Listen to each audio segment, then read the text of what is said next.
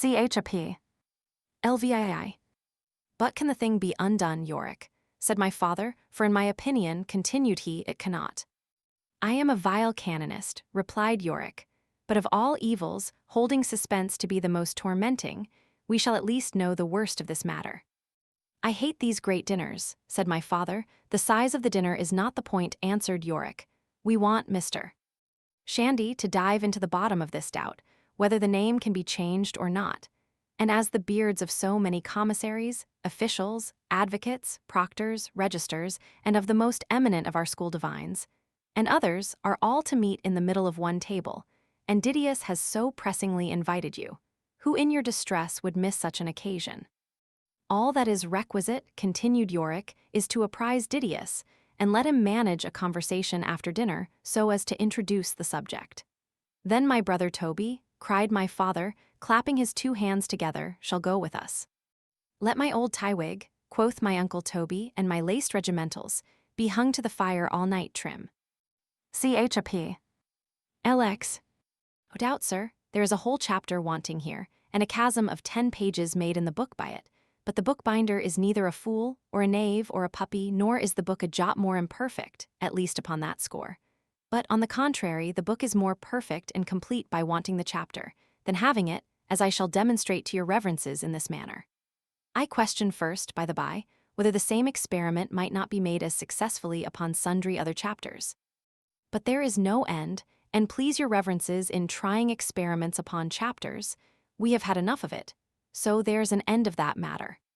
But before I begin my demonstration, let me only tell you that the chapter which I have torn out, and which otherwise you would all have been reading just now, instead of this, was the description of my father, S., my uncle Toby S., Trims, and Obadiah setting out and journeying to the visitation at. We'll go in the coach, said my father. Prithee, have the arms been altered, Obadiah?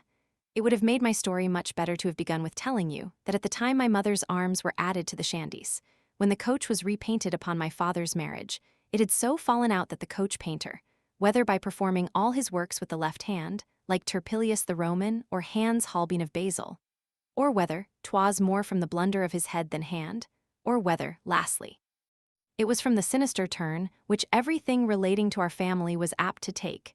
It so fell out, however, to our reproach, that instead of the Ben Dexter, which since Harry the Eighth's reign was honestly our due, a Ben Sinister, by some of these fatalities, had been drawn quite across the field of the Shandy arms.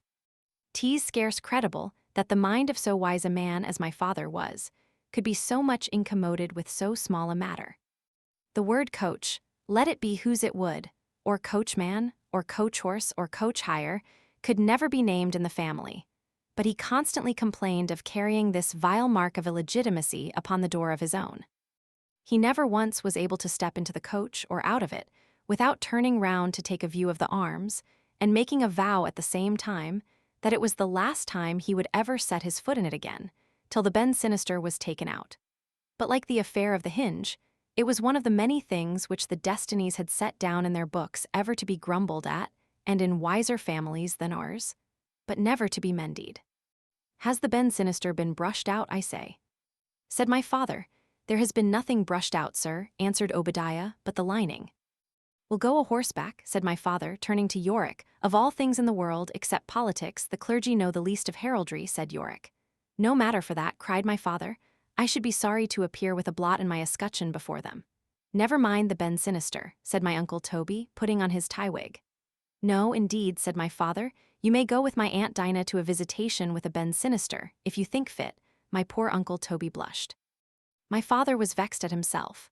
No, my dear brother Toby, said my father, changing his tone, but the damp of the coach lining about my loins may give me the sciatica again, as it did December, January, and February last winter, so if you please you shall ride my wife's pad. And as you are to preach, Yorick, you had better make the best of your way before, and leave me to take care of my brother Toby, and to follow at our own rates. Now the chapter one was obliged to tear out was the description of this cavalcade, in which Corporal Trim and Obadiah, upon 2 coach horses abreast, led the way as slow as a patrol, whilst my uncle Toby, in his laced regimentals and tie-wig, kept his rank with my father, in deep roads and dissertations alternately upon the advantage of learning and arms, as each could get the start.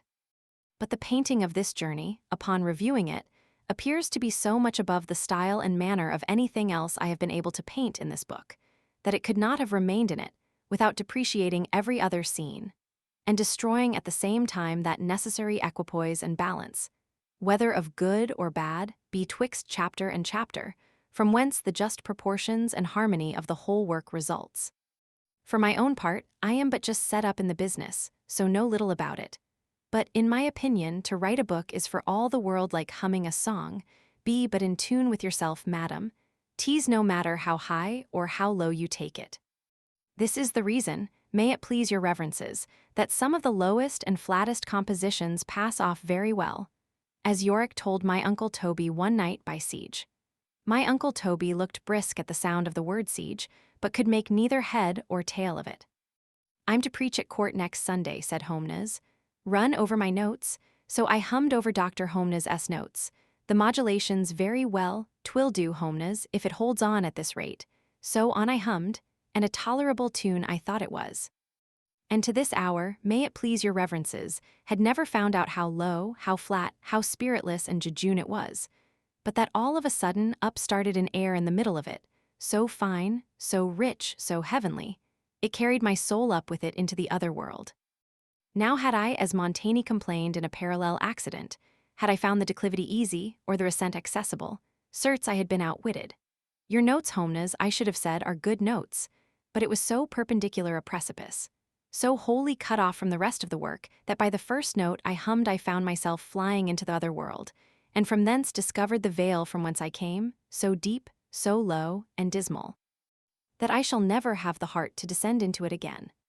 Equals a dwarf who brings a standard along with him to measure his own size, take my word, is a dwarf in more articles than one. And so much for tearing out of chapters. CHAP. LXI.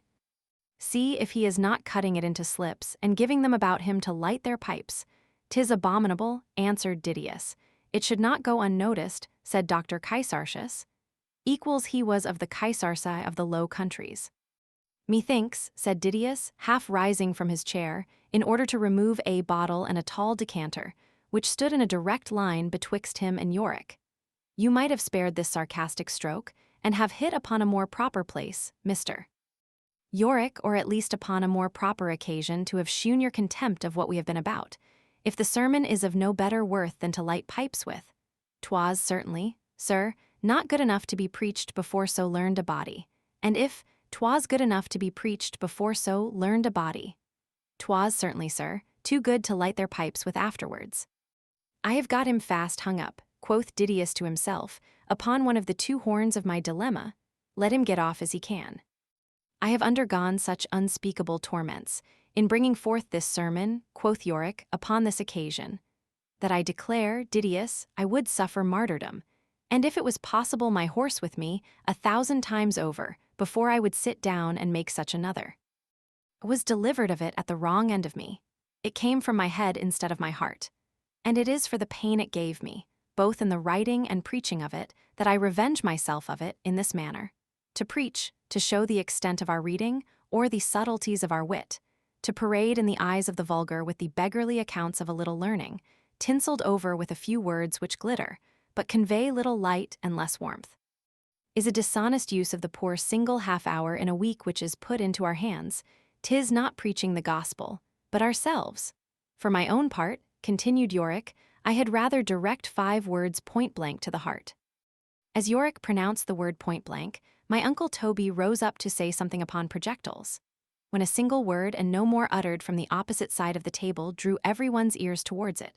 A word of all others in the dictionary the last in that place to be expected, a word I am ashamed to write, yet must be written, must be read, illegal, uncanonical, guess 10,000 guesses multiplied into themselves, rack, torture your invention for ever you're where you was, in short. I'll tell it in the next chapter. CHAP. LXI. Zounds, DS. Cried Feudatoриus, partly to himself, and yet high enough to be heard, and what seemed odd, 'twas uttered in a construction of look, and in a tone of voice somewhat between that of a man in amazement and one in bodily pain. One or two who had very nice ears, and could distinguish the expression and mixture of the two tones as plainly as a third or a fifth, or any other chord in music, were the most puzzled and perplexed with it. The concord was good in itself. But then 'twas quite out of the key, and no way applicable to the subject started. So that with all their knowledge, they could not tell what in the world to make of it. Others who knew nothing of musical expression, and merely lent their ears to the plain import of the word, imagined that Feudatoreus, who was somewhat of a choleric spirit, was just going to snatch the cudgels out of Didius' hands in order to bemaul Yorick to some purpose, and that the desperate monosyllable ds was the exordium to an oration, which, as they judged from the sample, presaged but a rough kind of handling of him. So that my Uncle Toby's good nature felt a pang for what Yorick was about to undergo.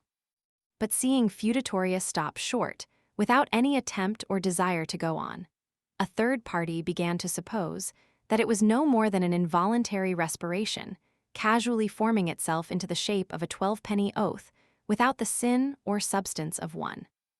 Others, and especially one or two who sat next him, looked upon it on the contrary as a real and substantial oath, propensely formed against Yorick, to whom he was known to bear no good liking, which said oath, as my father philosophized upon it, actually lay fretting and fuming at that very time in the upper regions of Feudatoreus' pertinence. And so was naturally, and according to the due course of things, first squeezed out by the sudden influx of blood which was driven into the right ventricle of Feudatoreus' heart, by the stroke of surprise which so strange a theory of preaching had excited. How finely we argue upon mistaken facts! There was not a soul busied in all these various reasonings upon the monosyllable which Feudatoreus uttered, who did not take this for granted, proceeding upon it as from an axiom, namely, that Feudatoreus' mind was intent upon the subject of debate which was arising between Didius and Yorick. And indeed, as he looked first towards the one and then towards the other, with the air of a man listening to what was going forwards, who would not have thought the same?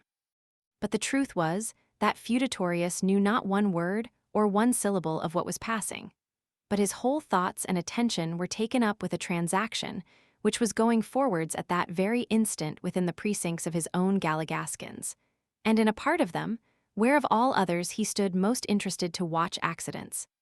So that notwithstanding he looked with all the attention in the world, and had gradually screwed up every nerve and muscle in his face, to the utmost pitch the instrument would bear, in order, as it was thought, to give a sharp reply to Yorick, who sat over against him. Yet, I say, was Yorick never once in any one domicile of Feudatoreus' brain, but the true cause of his exclamation lay at least a yard below. This I will endeavor to explain to you with all imaginable decency. You must be informed, then, that gastrophers, who had taken a turn into the kitchen a little before dinner, to see how things went on, observing a wicker basket of fine chestnuts standing upon the dresser, had ordered that 100 or 2 of them might be roasted and sent in, as soon as dinner was over, gastrophers enforcing his orders about them, that Didius, but Feudatoreus especially, were particularly fond of them.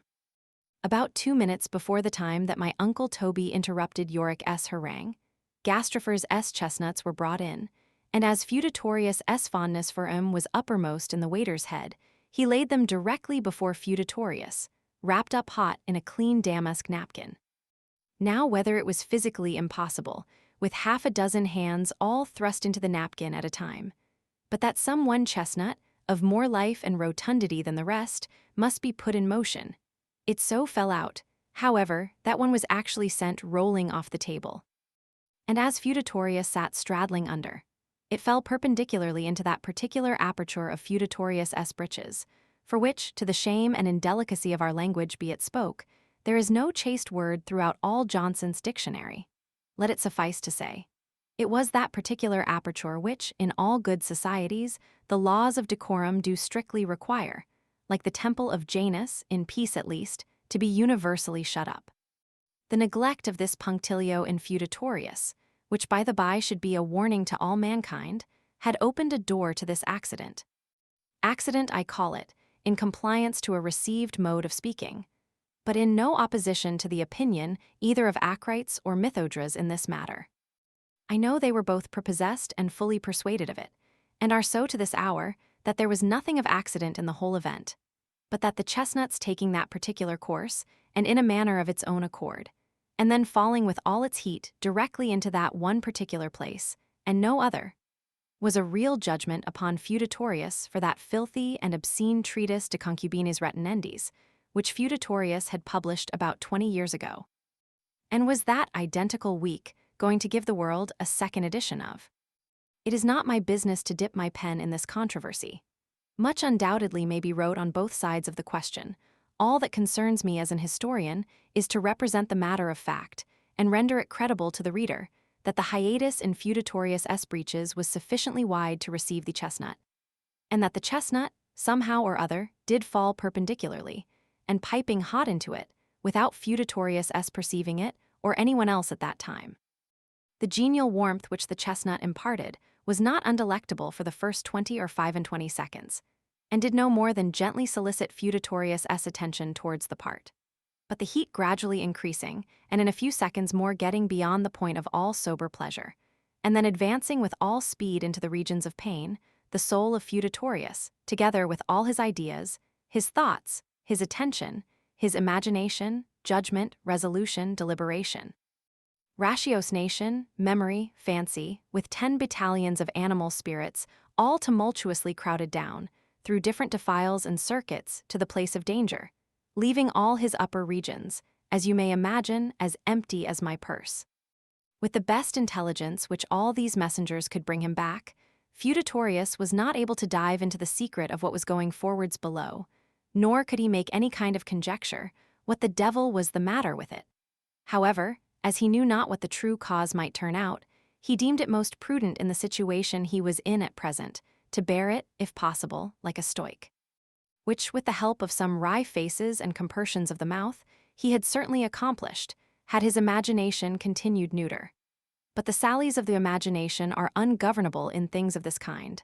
A thought instantly darted into his mind, that though the anguish had the sensation of glowing heat, it might, notwithstanding that, be a bite as well as a burn.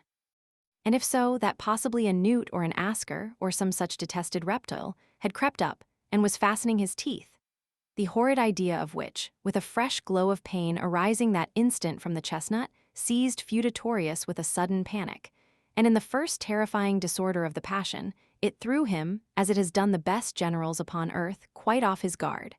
The effect of which was this, that he leapt incontinently up, uttering as he rose that interjection of surprise so much descanted upon, with the aposiopistic break after it, marked thus, ds, which, though not strictly canonical, was still as little as any man could have said upon the occasion, and which, by the by, whether canonical or not, Feudatoриus could no more help than he could the cause of it.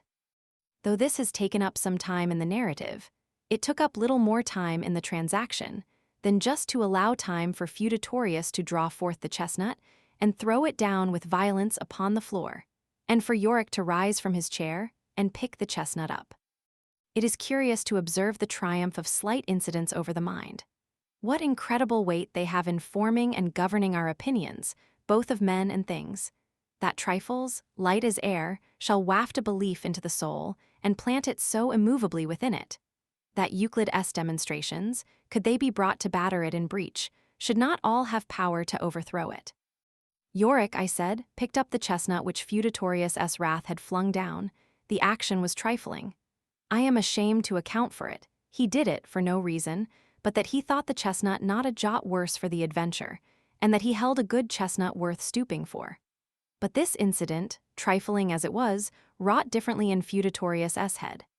He considered this act of Yorick's in getting off his chair and picking up the chestnut as a plain acknowledgment in him that the chestnut was originally his, and in course that it must have been the owner of the chestnut, and no one else, who could have played him such a prank with it. What greatly confirmed him in this opinion was this, that the table being parallelogrammatical and very narrow, it afforded a fair opportunity for Yorick, who sat directly over against Feudatoриus, of slipping the chestnut in, and consequently that he did it.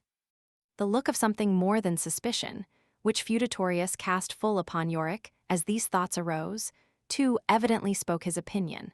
And as Feudatoриus was naturally supposed to know more of the matter than any person besides, his opinion at once became the general one. and for a reason very different from any which have been yet given. In a little time it was put out of all manner of dispute. When great or unexpected events fall out upon the stage of this sublunary world, the mind of man, which is an inquisitive kind of a substance, naturally takes a flight behind the scenes to see what is the cause and first spring of them. The search was not long in this instance. It was well known that Yorick had never a good opinion of the treatise which Feudatorius had wrote to Concubines Retinendes, as a thing which he feared had done hurt in the world. And 'twas easily found out that there was a mystical meaning in Yorick prank, and that his chucking the chestnut hot into Feudatorius asterisk was a sarcastical fling at his book, the doctrines of which, they said, had inflamed many an honest man in the same place. This conceit awakened somnolentus, made ageless smile, and if you can recollect the precise look and air of a man's face intent in finding out a riddle, it threw Gastropher's into that form, and in short was thought by many to be a master stroke of archwit. This, as the reader has seen from one end to the other, was as groundless as the dreams of philosophy. Yorick, no doubt, as Shakespeare said of his ancestor, was a man of jest, but it was tempered with something which withheld him from that, and many other ungracious pranks, of which he as undeservedly bore the blame. But it was his misfortune all his life long to bear the imputation of saying and doing 1,000 things, of which, unless my esteem blinds me, his nature was incapable. All I blame him for, or rather, all I blame and alternately like him for, was that singularity of his temper, which would never suffer him to take pains to set a story right with the world, however in his power. In every ill usage of that sort, he acted precisely as in the affair of his lean horse. He could have explained it to his honor, but his spirit was above it. And besides, he ever looked upon the inventor, the propagator and believer of an illiberal report, alike so injurious to him, he could not stoop to tell his story to them, and so trusted to time and truth to do it for him. This heroic cast produced him inconveniences in many respects. In the present it was followed by the fixed resentment of Feudatorius, who, as Yorick had just made an end of his chestnut, rose up from his chair a second time to let him know it, which indeed he did with a smile, saying only that he would endeavor not to forget the obligation. But you must mark and carefully separate and distinguish these two things in your mind. The smile was for the company. The threat was for Yorick. Chap.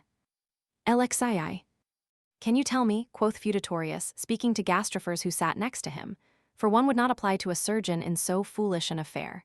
Can you tell me, Gastrophers, what is best to take out the fire? Ask Eugenius, said Gastrophers. That greatly depends, said Eugenius, pretending ignorance of the adventure, upon the nature of the part. If it is a tender part, and a part which can conveniently be wrapped up, it is both the one and the other, replied Feudatorius, laying his hand as he spoke, with an emphatical nod of his head, upon the part in question, and lifting up his right leg at the same time to ease and ventilate it. If that is the case, said Eugenius, I would advise you, Feudatorius, not to tamper with it by any means. But if you will send to the next printer and trust your cure to such a simple thing as a soft sheet of paper just come off the press, you need do nothing more than twist it round.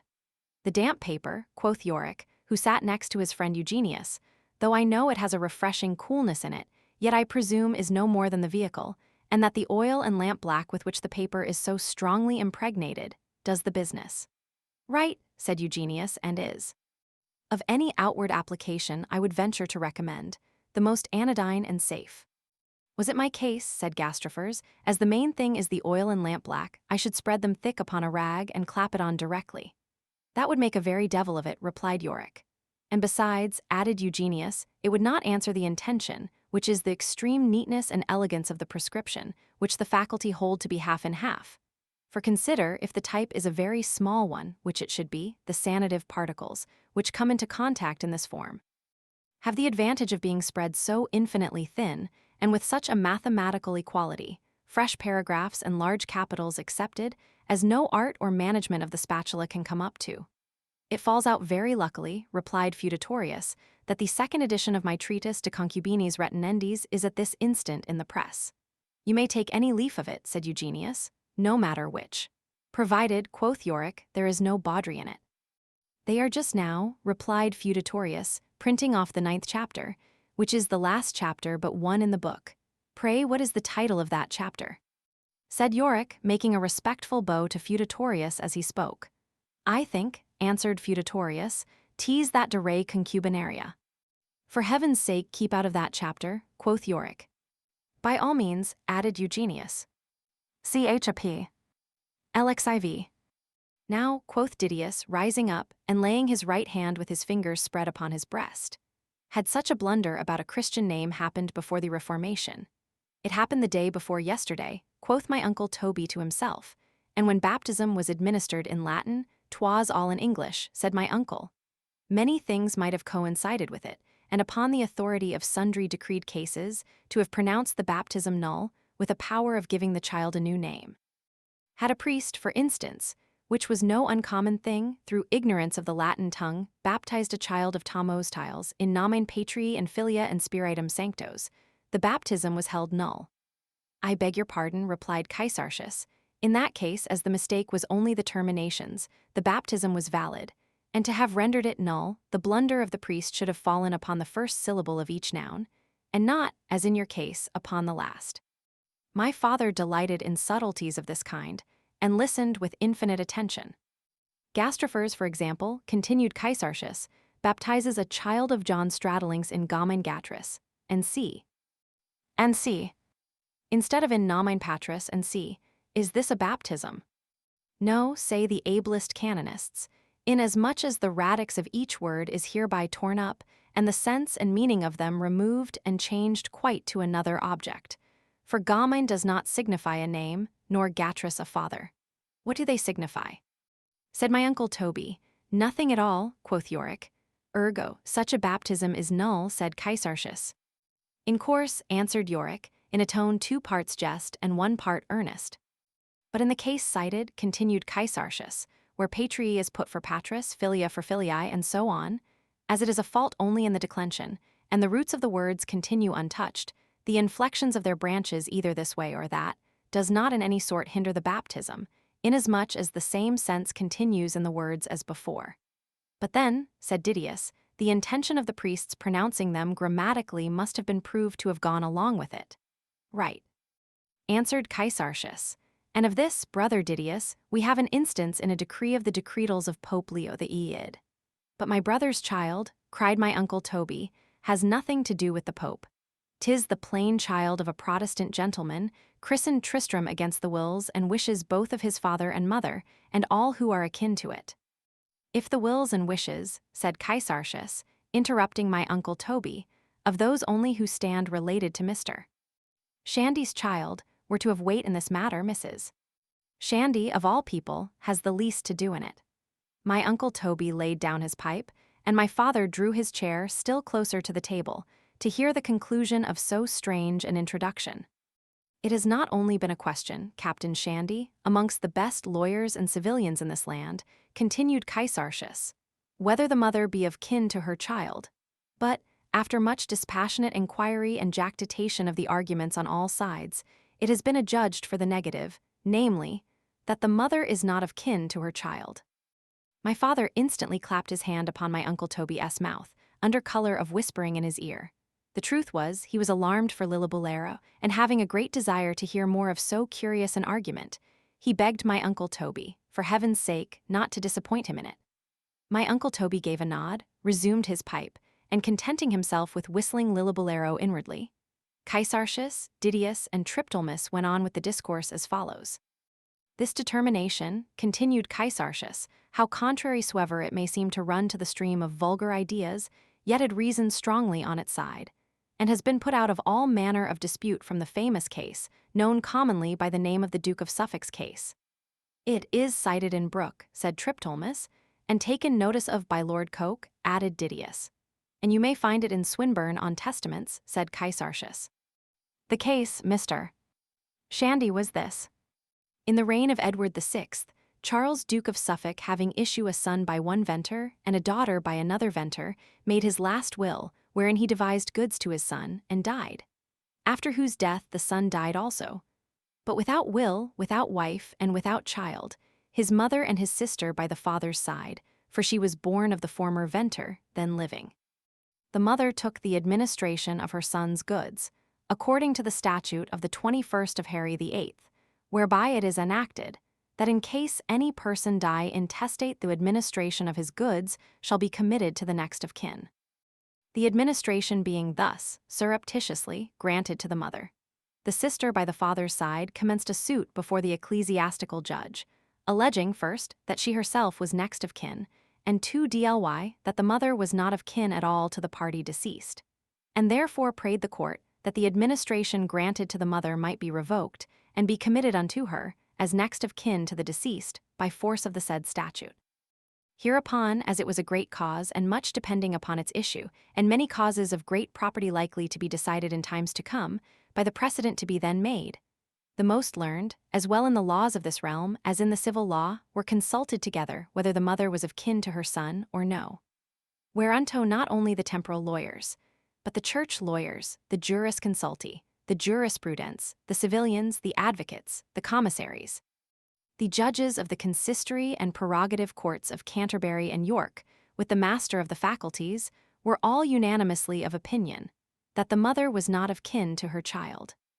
And what said the Duchess of Suffolk to it? Said my Uncle Toby.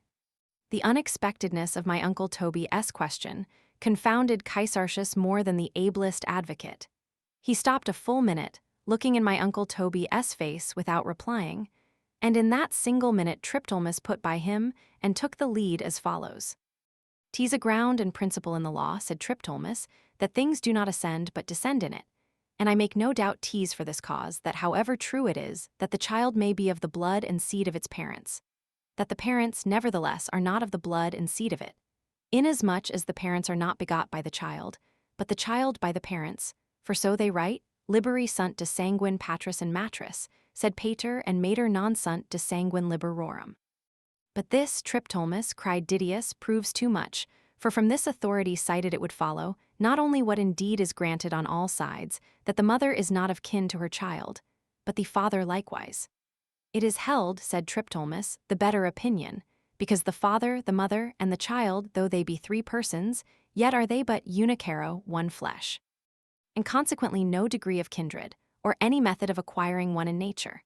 There you push the argument again too far, cried Didius, for there is no prohibition in nature, though there is in the Levitical law, but that a man may beget a child upon his grandmother, in which case, supposing the issue a daughter, she would stand in relation both of, but who ever thought, cried Caesartius, of laying with his grandmother?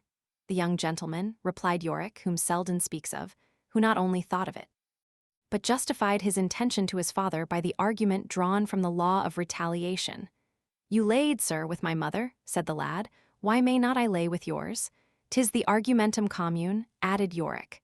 "'Tis as good," replied Eugenius, taking down his hat as they deserve. The company broke up. Vidi Swinburne on Testaments, Part 7. Section 8. Vidi Brook a Bridge. Tid. Administer. N. 47. Mater non numerator inter consanguineos, bald. In alt. C. De verb. Signific. Vidi Brook a Bridge. Tid. Administer. N.47. CHAP. LXV. "And pray," said my Uncle Toby, leaning upon Yorick, as he and my father were helping him leisurely down the stairs. "Don't be terrified, madam, this staircase conversation is not so long as the last. And pray, Yorick," said my Uncle Toby, "which way is this said affair of Tristram at length settled by these learned men?" "Very satisfactorily," replied Yorick. "No mortal, sir, has any concern with it, for Mrs. Shandy the mother is nothing at all akin to him, and as the mother S is the surest side, Mr. Shandy in course is still less than nothing. In short, he is not as much akin to him, sir, as I am." "That may well be," said my father, shaking his head. "Let the learned say what they will, there must certainly," quoth my Uncle Toby, "have been some sort of consanguinity betwixt the Duchess of Suffolk and her son." "The vulgar are of the same opinion," quoth Yorick, "to this hour." CHAP. LXVI. THOUGH my father was hugely tickled with the subtleties of these learned discourses. 'Twas still but like the anointing of a broken bone. The moment he got home, the weight of his afflictions returned upon him but so much the heavier, as is ever the case when the staff we lean on slips from under us. He became pensive, walked frequently forth to the fish pond, let down one loop of his hat, sighed often, forbore to snap, and as the hasty sparks of temper, which occasion snapping. So much assist perspiration and digestion, as Hippocrates tells us. He had certainly fallen ill with the extinction of them, had not his thoughts been critically drawn off, and his health rescued by a fresh train of disquietudes left him, with a legacy of £1,000, by my Aunt Dinah. My father had scarce read the letter, when taking the thing by the right end, he instantly began to plague and puzzle his head how to lay it out mostly to the honor of his family. 150 odd projects took possession of his brains by turns. He would do this, and that and t'other. He would go to Rome. He would go to law. He would buy stock. He would buy John Hobson S. farm. He would new forefront his house, and add a new wing to make it even. There was a fine water mill on this side. And he would build a windmill on the other side of the river in full view to answer it. But above all things in the world, he would enclose the great Oxmoor, and send out my brother Bobby immediately upon his travels. But as the sum was finite, and consequently could not do everything, and in truth very few of these to any purpose, of all the projects which offered themselves upon this occasion, the two last seemed to make the deepest impression. And he would infallibly have determined upon both at once, but for the small inconvenience hinted at above, which absolutely put him under a necessity of deciding in favor either of the one or the other. This was not altogether so easy to be done.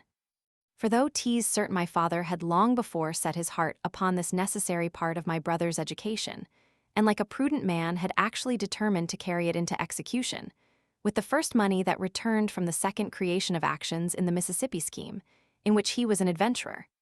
Yet the Oxmoor, which was a fine, large, whinny, undrained, unimproved common belonging to the Shandy estate, had almost as old a claim upon him. He had long and affectionately set his heart upon turning it likewise to some account. But having never hitherto been pressed with such a conjuncture of things as made it necessary to settle either the priority or justice of their claims, like a wise man he had refrained entering into any nice or critical examination about them, so that upon the dismission of every other project at this crisis, the two old projects, the Oxmoor and my brother, divided him again. And so equal a match were they for each other, as to become the occasion of no small contest in the old gentleman's mind, which of the two should be set going first. People may laugh as they will, but the case was this. It had ever been the custom of the family, and by length of time was almost become a matter of common right, that the eldest son of it should have free ingress, egress, and regress into foreign parts before marriage, not only for the sake of bettering his own private parts, by the benefit of exercise and change of so much air, but simply for the mere delectation of his fancy, by the feather put into his cap, of having been abroad, tantum vale, my father would say, quantum sonat. Now as this was a reasonable, and in course a most Christian indulgence, to deprive him of it, without why or wherefore, and thereby make an example of him, as the first Shandy unwhirled about Europe in a postchaise, and only because he was a heavy lad, would be using him 10 times worse than a Turk. On the other hand, the case of the Oxmoor was full as hard. Exclusive of the original purchase money, which was £800, it had cost the family £800 more in a lawsuit about 15 years before, besides the Lord knows what trouble and vexation. It had been moreover in possession of the Shandy family ever since the middle of the last century, and though it lay full in view before the house, bounded on one extremity by the watermill, and on the other by the projected windmill spoken of above, and for all these reasons seemed to have the fairest title of any part of the estate to the care and protection of the family, yet by an unaccountable fatality, common to men, as well as the ground they tread on, it had all along most shamefully been overlooked. And to speak the truth of it, had suffered so much by it, that it would have made any man's heart have bled, Obadiah said, who understood the value of the land, to have rode over it, and only seen the condition it was in. However, as neither the purchasing this tract of ground, nor indeed the placing of it where it lay, were either of them, properly speaking, of my father's doing, he had never thought himself any way concerned in the affair, till the 15 years before, when the breaking out of that cursed lawsuit mentioned above, and which had arose about its boundaries, which being altogether my father's own act and deed, it naturally awakened every other argument in its favor, and upon summing them all up together, he saw, not merely in interest, but in honor, he was bound to do something for it, and that now or never was the time. I think there must certainly have been a mixture of ill luck in it, that the reasons on both sides should happen to be so equally balanced by each other. For though my father weighed them in all humors and conditions, spent many an anxious hour in the most profound and abstracted meditation upon what was best to be done, reading books of farming one day, books of travels another, laying aside all passion whatever, viewing the arguments on both sides in all their lights and circumstances, communing every day with my Uncle Toby, arguing with Yorick, and talking over the whole affair of the Oxmoor with Obadiah. Yet nothing in all that time appeared so strongly in behalf of the one, which was not either strictly applicable to the other, or at least so far counterbalanced by some consideration of equal weight, as to keep the scales even. For to be sure, with proper helps, in the hands of some people, though, the Oxmoor would undoubtedly have made a different appearance in the world from what it did, or ever could do in the condition it lay. Yet every tittle of this was true, with regard to my brother Bobby, let Obadiah say what he would. In point of interest, the contest, I own, at first sight, did not appear so undecisive betwixt them, for whenever my father took pen and ink in hand, and set about calculating the simple expense of paring and burning, and fencing in the Oxmoor, and see, with the certain profit it would bring him in return, the latter turned out so prodigiously in his way of working the account, that you would have sworn the Oxmoor would have carried all before it. For it was plain he should reap 100 lasts of rape, at 20 pounds a last, the very first year, besides an excellent crop of wheat the year following, and the year after that, to speak within bounds, 100, but in all likelihood 150, if not 200 quarters of peas and beans, besides potatoes without end. But then, to think he was all this while breeding up my brother like a hog to eat them, knocked all on the head again, and generally left the old gentleman in such a state of suspense, that, as he often declared to my Uncle Toby, he knew no more than his heels what to do. No body, but he who has felt it, can conceive what a plaguing thing it is to have a man's mind torn asunder by two projects of equal strength, both obstinately pulling in a contrary direction at the same time. For to say nothing of the havoc, which by a certain consequence is unavoidably made by it all over the finer system of the nerves, which you know convey the animal spirits and more subtle juices from the heart to the head, and so on, it is not to be told in what a degree such a wayward kind of friction works upon the more gross and solid parts, wasting the fat and impairing the strength of a man every time as it goes backwards and forwards. My father had certainly sunk under this evil, as certainly as he had done under that of my Christian name, had he not been rescued out of it, as he was out of that, by a fresh evil, the misfortune of my brother Bobby's death. What is the life of man? Is it not to shift from side to side, from sorrow to sorrow, to button up one cause of vexation and unbutton another? CHAP. LXVII. From this moment, I am to be considered as heir apparent to the Shandy family, and it is from this point properly that the story of my life and my opinions sets out. With all my hurry and precipitation, I have but been clearing the ground to raise the building. And such a building do I foresee it will turn out, as never was planned, and as never was executed since Adam. In less than 5 minutes I shall have thrown my pen into the fire, and the little drop of thick ink which is left remaining at the bottom of my inkhorn, after it, I have but 60 things to do in the time. I have a thing to name, a thing to lament, a thing to hope, a thing to promise, and a thing to threaten, have a thing to suppose, a thing to declare, a thing to conceal, a thing to choose, and a thing to pray for. This chapter, therefore, I name the chapter of things, and my next chapter to it, that is. The first chapter of my next volume, if I live, shall be my chapter upon whiskers, in order to keep up some sort of connection in my works. The thing I lament is, that things have crowded in so thick upon me, that I have not been able to get into that part of my work, towards which I have all the way looked forwards, with so much earnest desire. And that is the campaigns, but especially the amours of my Uncle Toby, the events of which are of so singular a nature, and so servantic a cast, that if I can so manage it, as to convey but the same impressions to every other brain, which the occurrences themselves excite in my own, I will answer for it the book shall make its way in the world, much better than its master has done before it. O Tristram! Tristram, can this but be once brought about? The credit, which will attend thee as an author, shall counterbalance the many evils will have befallen thee as a man. Thou wilt feast upon the one, when thou hast lost all sense and remembrance of the other. No wonder I itch so much as I do, to get at these amours. They are the choicest morsel of my whole story. And when I do get at 'em, assure yourselves, good folks, nor do I value whose squeamish stomach takes offense at it, I shall not be at all nice in the choice of my words. And that's the thing I have to declare. I shall never get all through in 5 minutes that I fear, and the thing I hope is that your worships and reverences are not offended. If you are, depend upon I'll give you something, my good gentry, next year to be offended at. That's my dear Jenny's way, but who my Jenny is. And which is the right and which the wrong end of a woman, is the thing to be concealed. It shall be told you in the next chapter, but one to my chapter of buttonholes, and not one chapter before. And now that you have just got to the end of these 3 volumes, the thing I have to ask is, how you feel your heads. My own aches dismally. As for your healths, I know they are much better. True Shandyism, think what you will against it, opens the heart and lungs, and like all those affections which partake of its nature, it forces the blood and other vital fluids of the body to run freely through its channels, makes the wheel of life run long and cheerfully round. Was I left, like Sancho Panza, to choose my kingdom, it should not be maritime, or a kingdom of blacks to make a penny of. No, it should be a kingdom of hearty laughing subjects.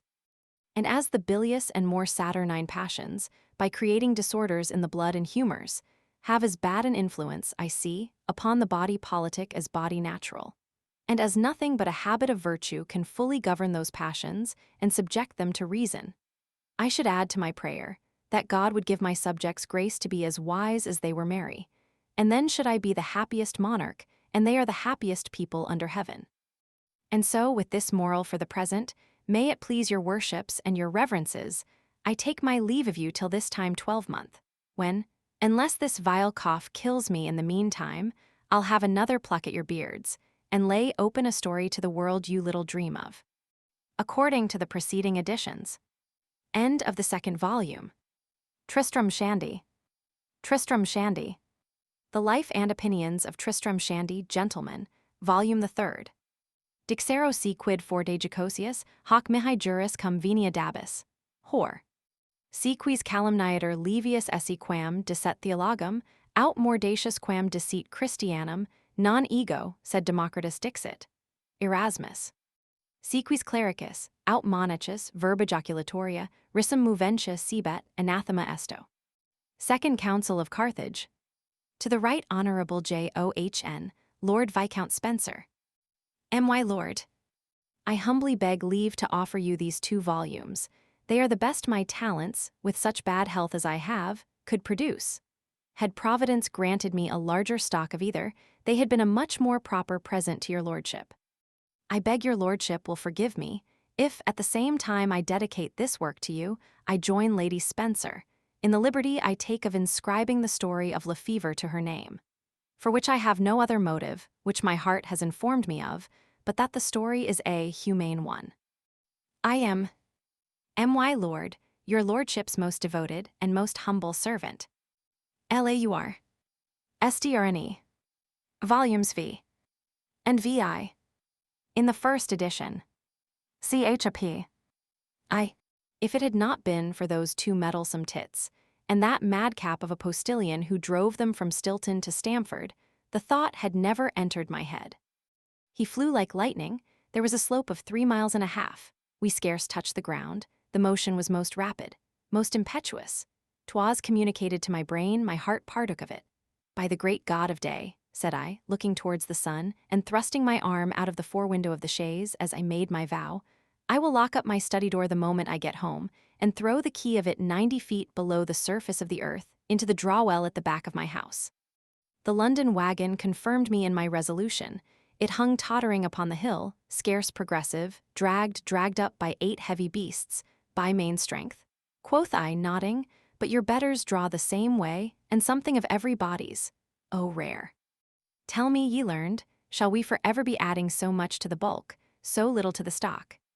Shall we for ever make new books, as apothecaries make new mixtures, by pouring only out of one vessel into another? Are we forever to be twisting and untwisting the same rope? Forever in the same track, forever at the same pace? Shall we be destined to the days of eternity, on holy days as well as working days, to be showing the relics of learning, as monks do the relics of their saints, without working one single miracle with them? Who made man with powers which dart him from earth to heaven in a moment, that great, that most excellent and most noble creature of the world, the miracle of nature, as Zoroaster in his book Omega Epsilon Sigma Iota Phi Epsilon Sigma Epsilon Omega Sigma called him, the Shekinah of the divine presence, as Chrysostom, the image of God as Moses, the ray of divinity as Plato, the marvel of marvels as Aristotle, to go sneaking on at this pitiful, pimping, pettifogging rate. I scorn to be as abusive as Horace upon the occasion. But if there is no catachresis in the wish, and no sin in it, I wish from my soul that every imitator in Great Britain, France, and Ireland had the farcy for his pains, and that there was a good farcical house, large enough to hold. Ay, and sublimate them, shag, rag, and bobtail, male and female all together. And this leads me to the affair of whiskers. But, by what chain of ideas, I leave as a legacy in mortmain to prudes and tartuffs, to enjoy and make the most of. Upon whiskers. I'm sorry I made it. 'Twas as inconsiderate a promise as ever entered a man's head, a chapter upon whiskers. Alas! The world will not bear it, 'tis a delicate world. But I knew not of what metal it was made, nor had I ever seen the underwritten fragment. Otherwise, as surely as noses are noses, and whiskers are whiskers still, let the world say what it will to the contrary, so surely would I have steered clear of this dangerous chapter. The fragment. Asterisk, you are half asleep, my good lady, said the old gentleman, taking hold of the old lady's hand and giving it a gentle squeeze as he pronounced the word whiskers. Shall we change the subject? By no means, replied the old lady. I like your account of those matters. So throwing a thin gauze handkerchief over her head and leaning it back upon the chair with her face turned towards him, and advancing her 2 feet as she reclined herself. I desire, continued she, you will go on. The old gentleman went on as follows. Whiskers, cried the Queen of Navarre, dropping her nodding ball as La Fosseuse uttered the word. Whiskers, madam, said La Fosseuse, pinning the ball to the Queen's apron and making a courtesy as she repeated it. La Fosseuse's voice was naturally soft and low, yet 'twas an articulate voice, and every letter of the word whiskers fell distinctly upon the Queen of Navarre's ear. Whiskers, cried the Queen, laying a greater stress upon the word, and as if she had still distrusted her ears. Whiskers, replied La Fosseuse, repeating the word a 3rd time. There is not a cavalier, madam of his age in Navarre, continued the maid of honor, pressing the page's interest upon the Queen, that has so gallant a pair. Of what? Cried Margaret, smiling. Of whiskers, said La Fosseuse with infinite modesty. The word whiskers still stood its ground, and continued to be made use of in most of the best companies throughout the little kingdom of Navarre, notwithstanding the indiscreet use which La Fosseuse had made of it. The truth was, La Fosseuse had pronounced the word, not only before the Queen, but upon sundry other occasions at court, with an accent which always implied something of a mystery. And as the court of Margaret, as all the world knows, was at that time a mixture of gallantry and devotion, and whiskers being as applicable to the one as the other, the word naturally stood its ground. It gained full as much as it lost. That is, the clergy were for it, the laity were against it, and for the women, they were divided. The excellency of the figure and mien of the young Sieur de Croix was, at that time, beginning to draw the attention of the maids of honor towards the terrace before the palace gate, where the guard was mounted. The Lady de Boissière fell deeply in love with him. La Battarelle did the same. It was the finest weather for it that ever was remembered in Navarre. La Gaillole, La Maronnette, La Sabatière fell in love with the Sieur de Croix also. La Ribers and La Fosseuse knew better. De Croix had failed in an attempt to recommend himself to La Ribers, and La Ribers and La Fosseuse were inseparable. The Queen of Navarre was sitting with her ladies in the painted bow window, facing the gate of the 2nd court as de Croix passed through it. He is handsome, said the Lady Boissière. He has a good mien, said La Battarelle. He is finely shaped, said La Gaillole. Never saw an officer of the Horse Guards in my life, said La Maronnette, with 2 such legs, or who stood so well upon them, said La Sabatière. But he has no whiskers, cried La Fosseuse. not a pile, said La Reverse. The queen went directly to her oratory, musing all the way as she walked through the gallery upon the subject, turning it this way and that way in her fancy. Ave Maria? What can La Fosseuse mean? Said she, kneeling down upon the cushion. La Gaillelle, La Batterelle, La Maronette, La Sabatière retired instantly to their chambers. Whiskers, said all four of them to themselves, as they bolted their doors on the inside. The Lady Carnavallette was counting her beads with both hands, unsuspected, under her farthingale, from St. Antony down to St. Ursula inclusive. Not a saint passed through her fingers without whiskers. St. Francis, St. Dominic, St. Bennet, St. Basil, St. Bridget had all whiskers. The Lady Bossière had got into a wilderness of conceits, with moralizing too intricately upon La Fosseuse's text. She mounted her palfrey, her page followed her. The host passed by, the Lady Bossière rode on. One denier, cried the Order of Mercy, one single denier, in behalf of 1,000 patient captives, whose eyes looked towards heaven and you for their redemption. The Lady Bossière rode on. Pity the unhappy, said a devout, venerable, hoary-headed man, meekly holding up a box, begirt with iron in his withered hands. I beg for the unfortunate, good my lady. 'Tis for a prison, for an hospital, 'tis for an old man, a poor man undone by shipwreck, by suretyship, by fire. I call God and all his angels to witness. 'Tis to clothe the naked, to feed the hungry. 'Tis to comfort the sick and the broken-hearted. The Lady Bossière rode on. A decayed kinsman bowed himself to the ground. The Lady Bossière rode on. He ran begging bareheaded on one side of her palfrey, conjuring her by the former bonds of friendship, alliance, consanguinity, and cousin, aunt, sister, mother, for virtue's sake, for your own, for mine, for Christ's sake, remember me, pity me. The Lady Bossière rode on. Take hold of my whiskers, said the Lady Bossière. The page took hold of her palfrey. She dismounted at the end of the terrace. There are some trains of certain ideas which leave prints of themselves about our eyes and eyebrows, and there is a consciousness of it, somewhere about the heart, which serves but to make these etchings the stronger. We see, spell, and put them together without a dictionary. Ha's ha. 'Tis he, cried La Gaillelle and La Sabatière, looking close at each other's prints. Ho, ho. Cried La Batterelle and Maronette, doing the same. Whist. Cried one, ft, said a second. Hush, quoth a third. Pooh, pooh, replied a fourth. Gramercy.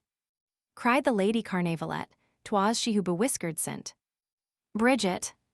La Fosseuse drew her bodkin from the knot of her hair, and having traced the outline of a small whisker, with the blunt end of it upon one side of her upper lip, put it into La Reverse's hand. La Reverse shook her head. The Lady Bossière coughed thrice into the inside of her muff. La Gaillelle smiled. Fie, said the Lady Bossière. The Queen of Navarre touched her eye with the tip of her forefinger, as much as to say, I understand you all. 'Twas plain to the whole court the word was ruined. La Fosseuse had given it a wound, and it was not the better for passing through all these defiles. It made a faint stand, however, for a few months, by the expiration of which, the Sieur de Croix, finding it high time to leave Navarre for want of whiskers, the word in course became indecent, and after a few efforts, absolutely unfit for use. The best word, in the best language of the best world, must have suffered under such combinations.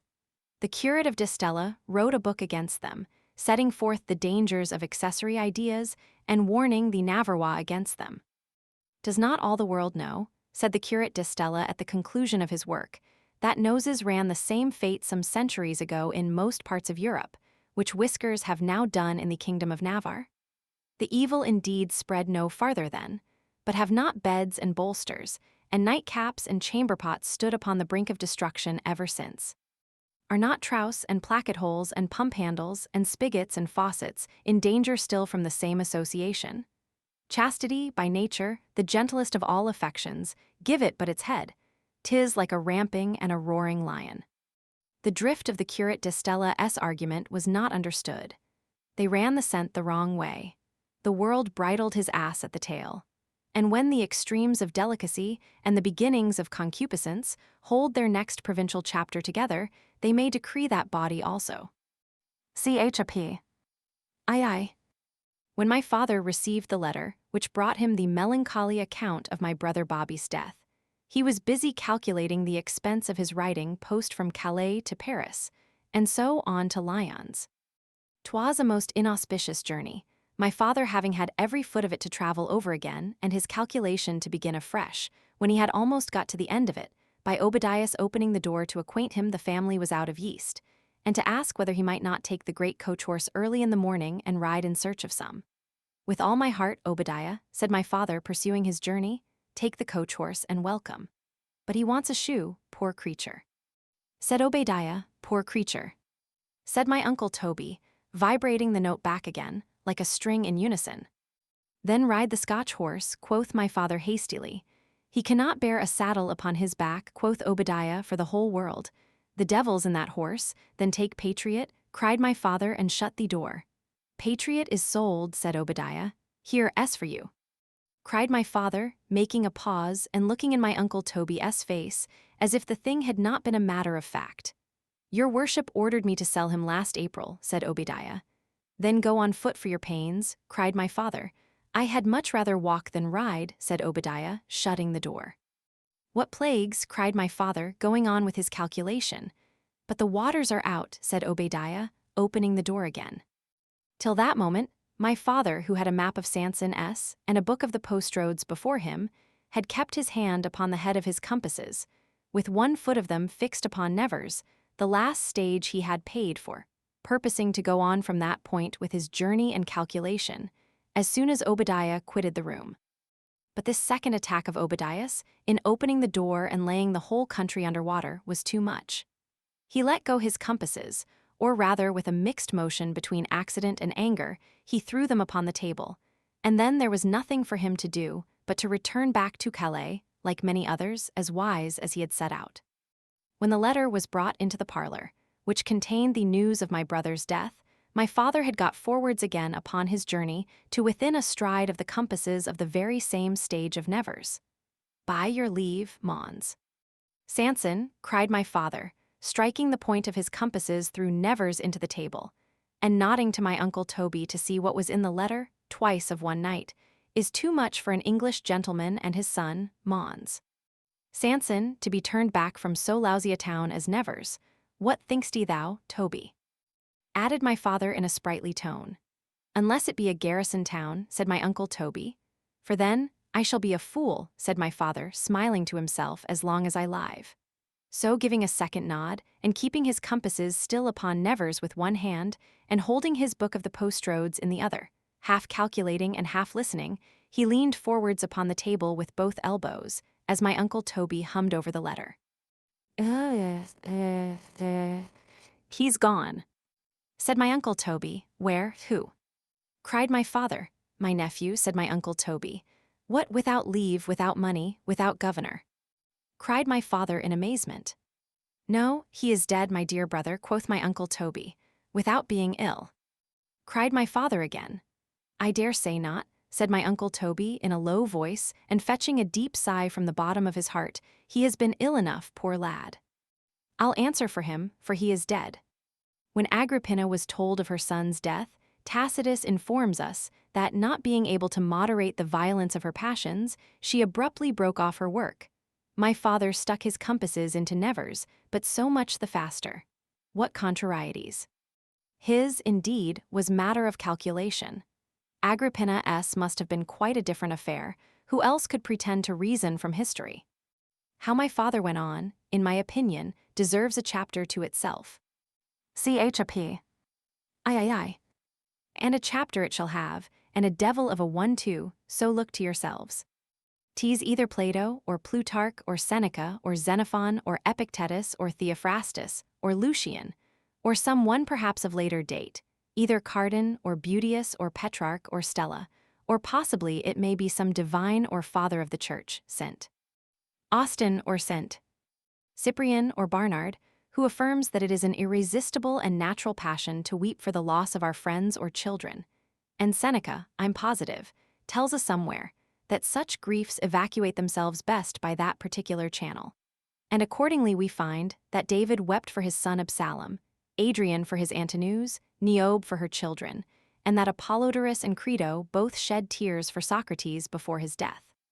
My father managed his affliction otherwise, and indeed differently from most men either ancient or modern, for he neither wept it away, as the Hebrews and the Romans, or slept it off, as the Laplanders, or hanged it, as the English, or drowned it, as the Germans, nor did he curse it, or damn it, or excommunicate it, or rhyme it, or lillibulero it. He got rid of it, however. Will your worships give me leave to squeeze in a story between these 2 pages? When Tully was bereft of his dear daughter Tullia, at first he laid it to his heart.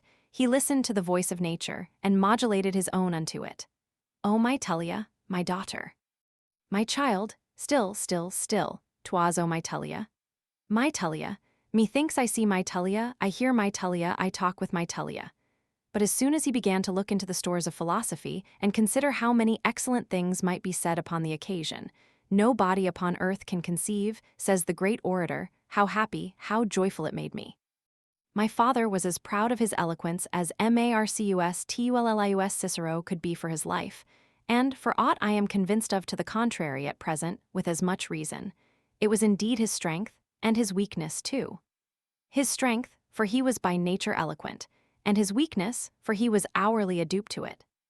And provided an occasion in life would but permit him to show his talents, or say either a wise thing, a witty, or a shrewd one, bating the case of a systematic misfortune, he had all he wanted.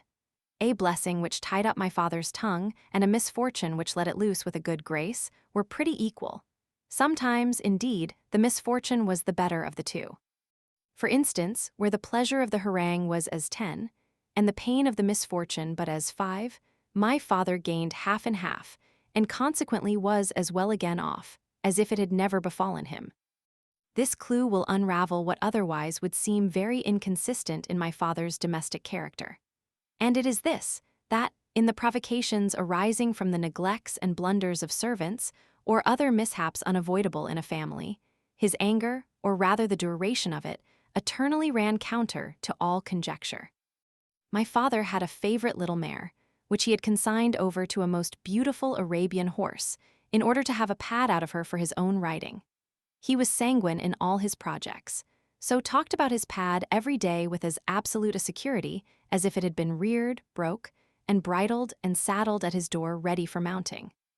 By some neglect or other in Obadiah, it so fell out that my father's expectations were answered with nothing better than a mule, and as ugly a beast of the kind as ever was produced.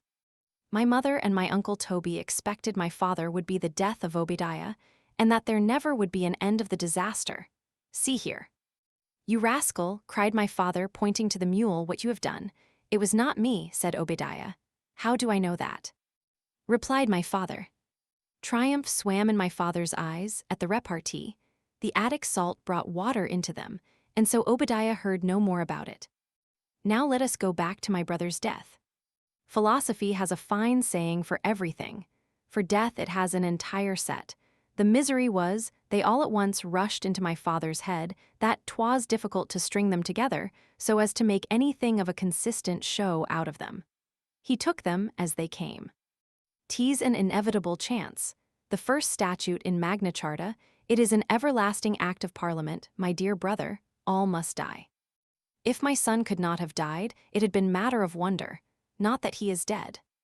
Monarchs and princes dance in the same ring with us. To die is the great debt and tribute due unto nature. Tombs and monuments which should perpetuate our memories pay it themselves, and the proudest pyramid of them all, which wealth and science have erected, has lost its apex, and stands obtruncated in the traveler's horizon. My father found he got great ease and went on. Kingdoms and provinces and towns and cities, have they not their periods? And when those principles and powers, which at first cemented and put them together, performed their several evolutions, they fall back. Brother Shandy, said my uncle Toby, laying down his pipe at the word evolutions, revolutions, I meant, quoth my father, by heaven. I meant revolutions, brother Toby, evolutions is nonsense. 'Tis not nonsense, said my uncle Toby, but is it not nonsense to break the thread of such a discourse upon such an occasion? Cried my father, do not, dear Toby, continued he, taking him by the hand, do not, beseech thee, interrupt me at this crisis. My uncle Toby put his pipe into his mouth. Where is Troy and Mycenae, and Thebes and Delos, and Persepolis and Agrigentum? Continued my father, taking up his book of postrodes, which he had laid down. What is become, brother Toby, of Nineveh and Babylon, of Syzicum and Midalni? The fairest towns that ever the sun rose upon are now no more.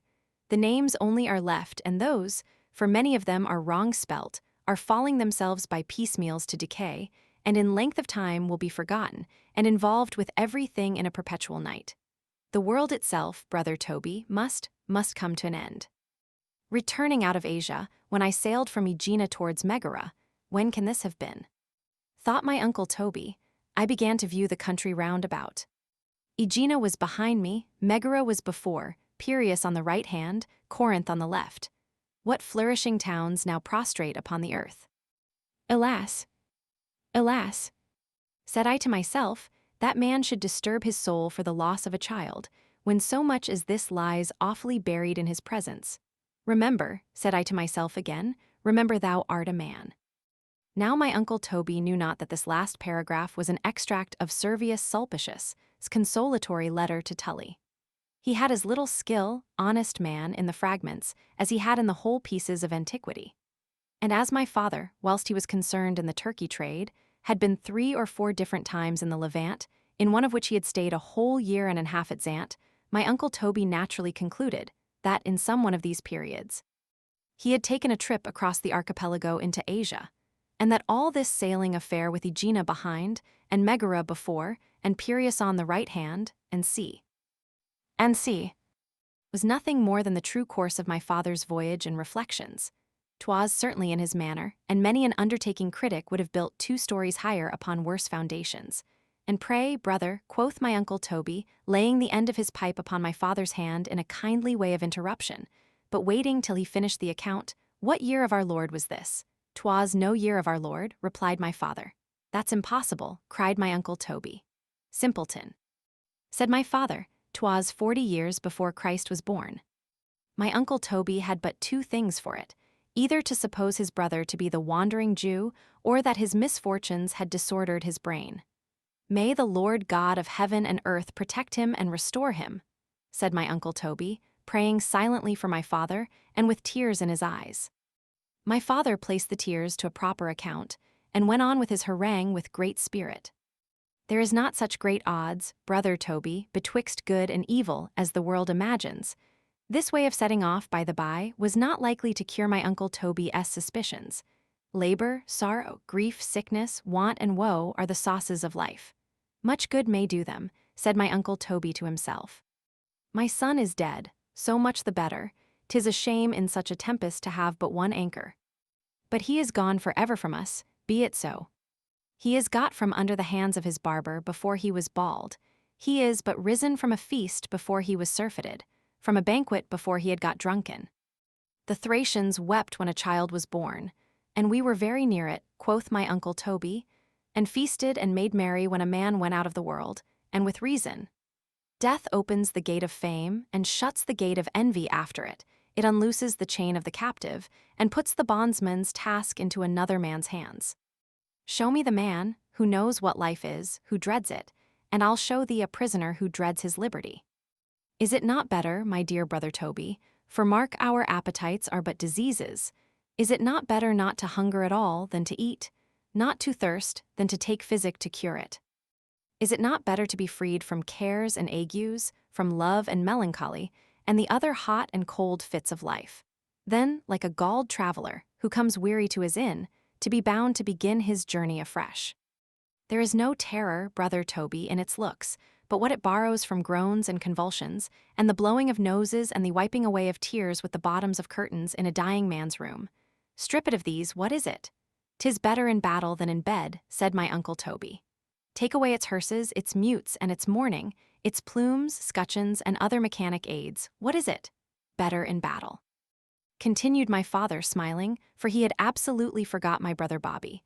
'Tis terrible no way, for consider, brother Toby, when we are death is not, and when death is, we are not. My uncle Toby laid down his pipe to consider the proposition. My father's eloquence was too rapid to stay for any man. Away it went, and hurried my uncle Toby's ideas along with it. For this reason, continued my father, 'Tis worthy to recollect how little alteration in great men the approaches of death have made. Vespasian died in a jest upon his close stool, Galba with a sentence, Septimus Severus in a dispatch, Tiberius in dissimulation, and Caesar Augustus in a compliment. I hope 'twas a sincere one, quoth my uncle Toby. 'Twas to his wife, said my father. Chap. IV. And lastly, for all the choice anecdotes which history can produce of this matter, continued my father, this, like the gilded dome which covers and the fabric crowns all. 'Tis of Cornelius Gallus the praetor, which I dare say, brother Toby, you have read. I dare say I have not, replied my uncle. He died, said my father as asterisk, and if it was with his wife, said my uncle Toby, there could be no hurt in it. That's more than I know, replied my father. Chap. V. My mother was going very gingerly in the dark along the passage which led to the parlor, as my uncle Toby pronounced the word wife. 'Tis a shrill, penetrating sound of itself, and Obadiah had helped it by leaving the door a little ajar, so that my mother heard enough of it to imagine herself the subject of the conversation. So laying the edge of her finger across her two lips, holding in her breath, and bending her head a little downwards, with a twist of her neck, not towards the door, but from it, by which means her ear was brought to the chink. She listened with all her powers. The listening slave, with the goddess of silence at his back, could not have given a finer thought for an intaglio. In this attitude, I am determined to let her stand for 5 minutes, till I bring up the affairs of the kitchen, as Rapin does those of the church, to the same period. Chap. Vi. Though in one sense, our family was certainly a simple machine, as it consisted of a few wheels. Yet there was thus much to be said for it, that these wheels were set in motion by so many different springs, and acted one upon the other from such a variety of strange principles and impulses, that though it was a simple machine, it had all the honor and advantages of a complex one, and a number of as odd movements within it as ever were beheld in the inside of a Dutch silk mill. Amongst these there was one I am going to speak of, in which, perhaps, it was not altogether so singular as in many others. And it was this, that whatever motion, debate, harangue, dialogue, project, or dissertation was going forwards in the parlor, there was generally another at the same time, and upon the same subject, running parallel along with it in the kitchen. Now to bring this about, whenever an extraordinary message or letter was delivered in the parlor, or a discourse suspended till a servant went out, or the lines of discontent were observed to hang upon the brows of my father or mother, or, in short, when anything was supposed to be upon the tapis worth knowing or listening to, 'twas the rule to leave the door, not absolutely shut, but somewhat ajar, as it stands just now, which under covert of the bad hinge. And that possibly might be one of the many reasons why it was never mended. It was not difficult to manage. By which means, in all these cases, a passage was generally left, not indeed as wide as the Dardanelles, but wide enough, for all that, to carry on as much of this windward trade, as was sufficient to save my father the trouble of governing his house. My mother at this moment stands profiting by it. Obadiah did the same thing, as soon as he had left the letter upon the table which brought the news of my brother's death, so that before my father had well got over his surprise, and entered upon his harangue, had Trim got upon his legs to speak his sentiments upon the subject. A curious observer of nature, had he been worth the inventory of all Job S. stock, though by the by your curious observers are seldom worth a groat, would have given the half of it, to have heard Corporal Trim and my father, two orators so contrasted by nature and education, haranguing over the same beer. My father a man of deep reading, prompt memory, with Cato and Seneca and Epictetus at his fingers' ends. The corporal with nothing, to remember of no deeper reading than his muster roll or greater names at his fingers' end, than the contents of it. The one proceeding from period to period, by metaphor and allusion, and striking the fancy as he went along, as men of wit and fancy do, with the entertainment and pleasantry of his pictures and images. The other without wit or antithesis or point or turn this way or that, but leaving the images on one side and the picture on the other, going straight forwards as nature could lead him, to the heart. O Trim, would to heaven thou hadst a better historian, would thy historian had a better pair of breeches, O ye critics. Will nothing melt you? Chap. VII. My young master in London is dead, said Obadiah. A green satin nightgown of my mother's, which had been twice scoured, was the first idea which Obadiah's exclamation brought into Susanna's head. Well might Locke write a chapter upon the imperfections of words. Then, quoth Susanna, we must all go into mourning. But note a second time, the word mourning, notwithstanding Susanna made use of it herself, failed also of doing its office. It excited not one single idea, tinged either with gray or black, all was green. The green satin nightgown hung there still. Oh, 'twill be the death of my poor mistress, cried Susanna. My mother's whole wardrobe followed. What a procession! Her red damask, her orange tawny, her white and yellow lutestrings, her brown taffeta, her bone-laced caps, her bedgowns, and comfortable under petticoats. Not a rag was left behind. No, she will never look up again, said Susanna. We had a fat, foolish scullion. My father, I think, kept her for her simplicity. She had been all autumn struggling with a dropsy. He is dead, said Obadiah. He is certainly dead. So am not I, said the foolish scullion. Here is sad news, Trim, cried Susanna, wiping her eyes as Trim stepped into the kitchen. Master Bobby is dead and buried. The funeral was an interpolation of Susanna's. We shall have all to go into mourning, said Susanna. I hope not, said Trim. You hope not, cried Susanna earnestly. The mourning ran not in Trim's head, whatever it did in Susanna's. Hope, said Trim, explaining himself, I hope in God the news is not true. I heard the letter read with my own ears, answered Obadiah, and we shall have a terrible piece of work of it in stubbing the Oxmoor. Oh. He's dead, said Susanna. As sure, said the scullion, as I'm alive. I lament for him from my heart and my soul, said Trim, fetching a sigh. Poor creature, poor boy, poor gentleman. He was alive last Whitsuntide, said the coachman. Whitsuntide, alas, cried Trim, extending his right arm and falling instantly into the same attitude in which he read the sermon. What is Whitsuntide? Jonathan, for that was the coachman's name, or Shrovetide, or any tide or time past to this. Are we not here now? Continued the corporal, striking the end of his stick perpendicularly upon the floor so as to give an idea of health and stability, and are we not? Dropping his hat upon the ground, gone. In a moment, 'twas infinitely striking. Susanna burst into a flood of tears. We are not stocks and stones. Jonathan, Obadiah, the cook-maid, all melted. The foolish fat scullion herself, who was scouring a fish kettle upon her knees, was roused with it. The whole kitchen crowded about the corporal. Now, as I perceive plainly that the preservation of our constitution in church and state, and possibly the preservation of the whole world, or what is the same thing, the distribution and balance of its property and power, may in time to come depend greatly upon the right understanding of this stroke of the corporal's eloquence. I do demand your attention, your worships and reverences, for any 10 pages together, take them where you will in any other part of the work, shall sleep for it at your ease. I said we were not stocks and stones, 'tis very well. I should have added, nor are we angels, I wish we were, but men clothed with bodies and governed by our imaginations. And what a junketing piece of work of it there is, betwixt these and our 7 senses, especially some of them, for my own part, I own it, I am ashamed to confess.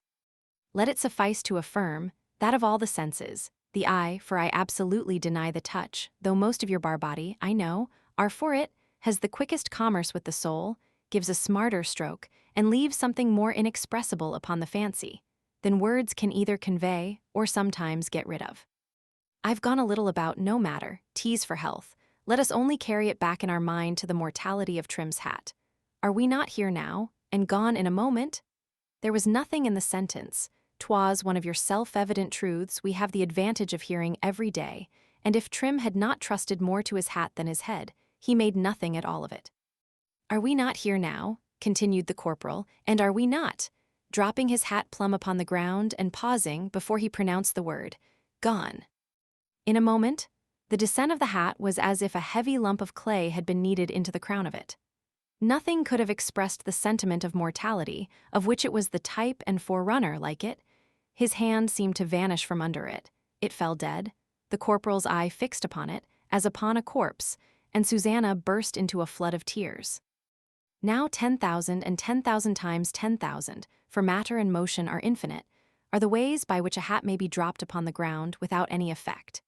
Had he flung it, or thrown it, or cast it, or skimmed it, or squirted it, or let it slip or fall in any possible direction under heaven, or in the best direction that could be given to it, had he dropped it like a goose, like a puppy, like an ass, or in doing it, or even after he had done, had he looked like a fool, like a ninny, like a nincompoop, it had failed, and the effect upon the heart had been lost.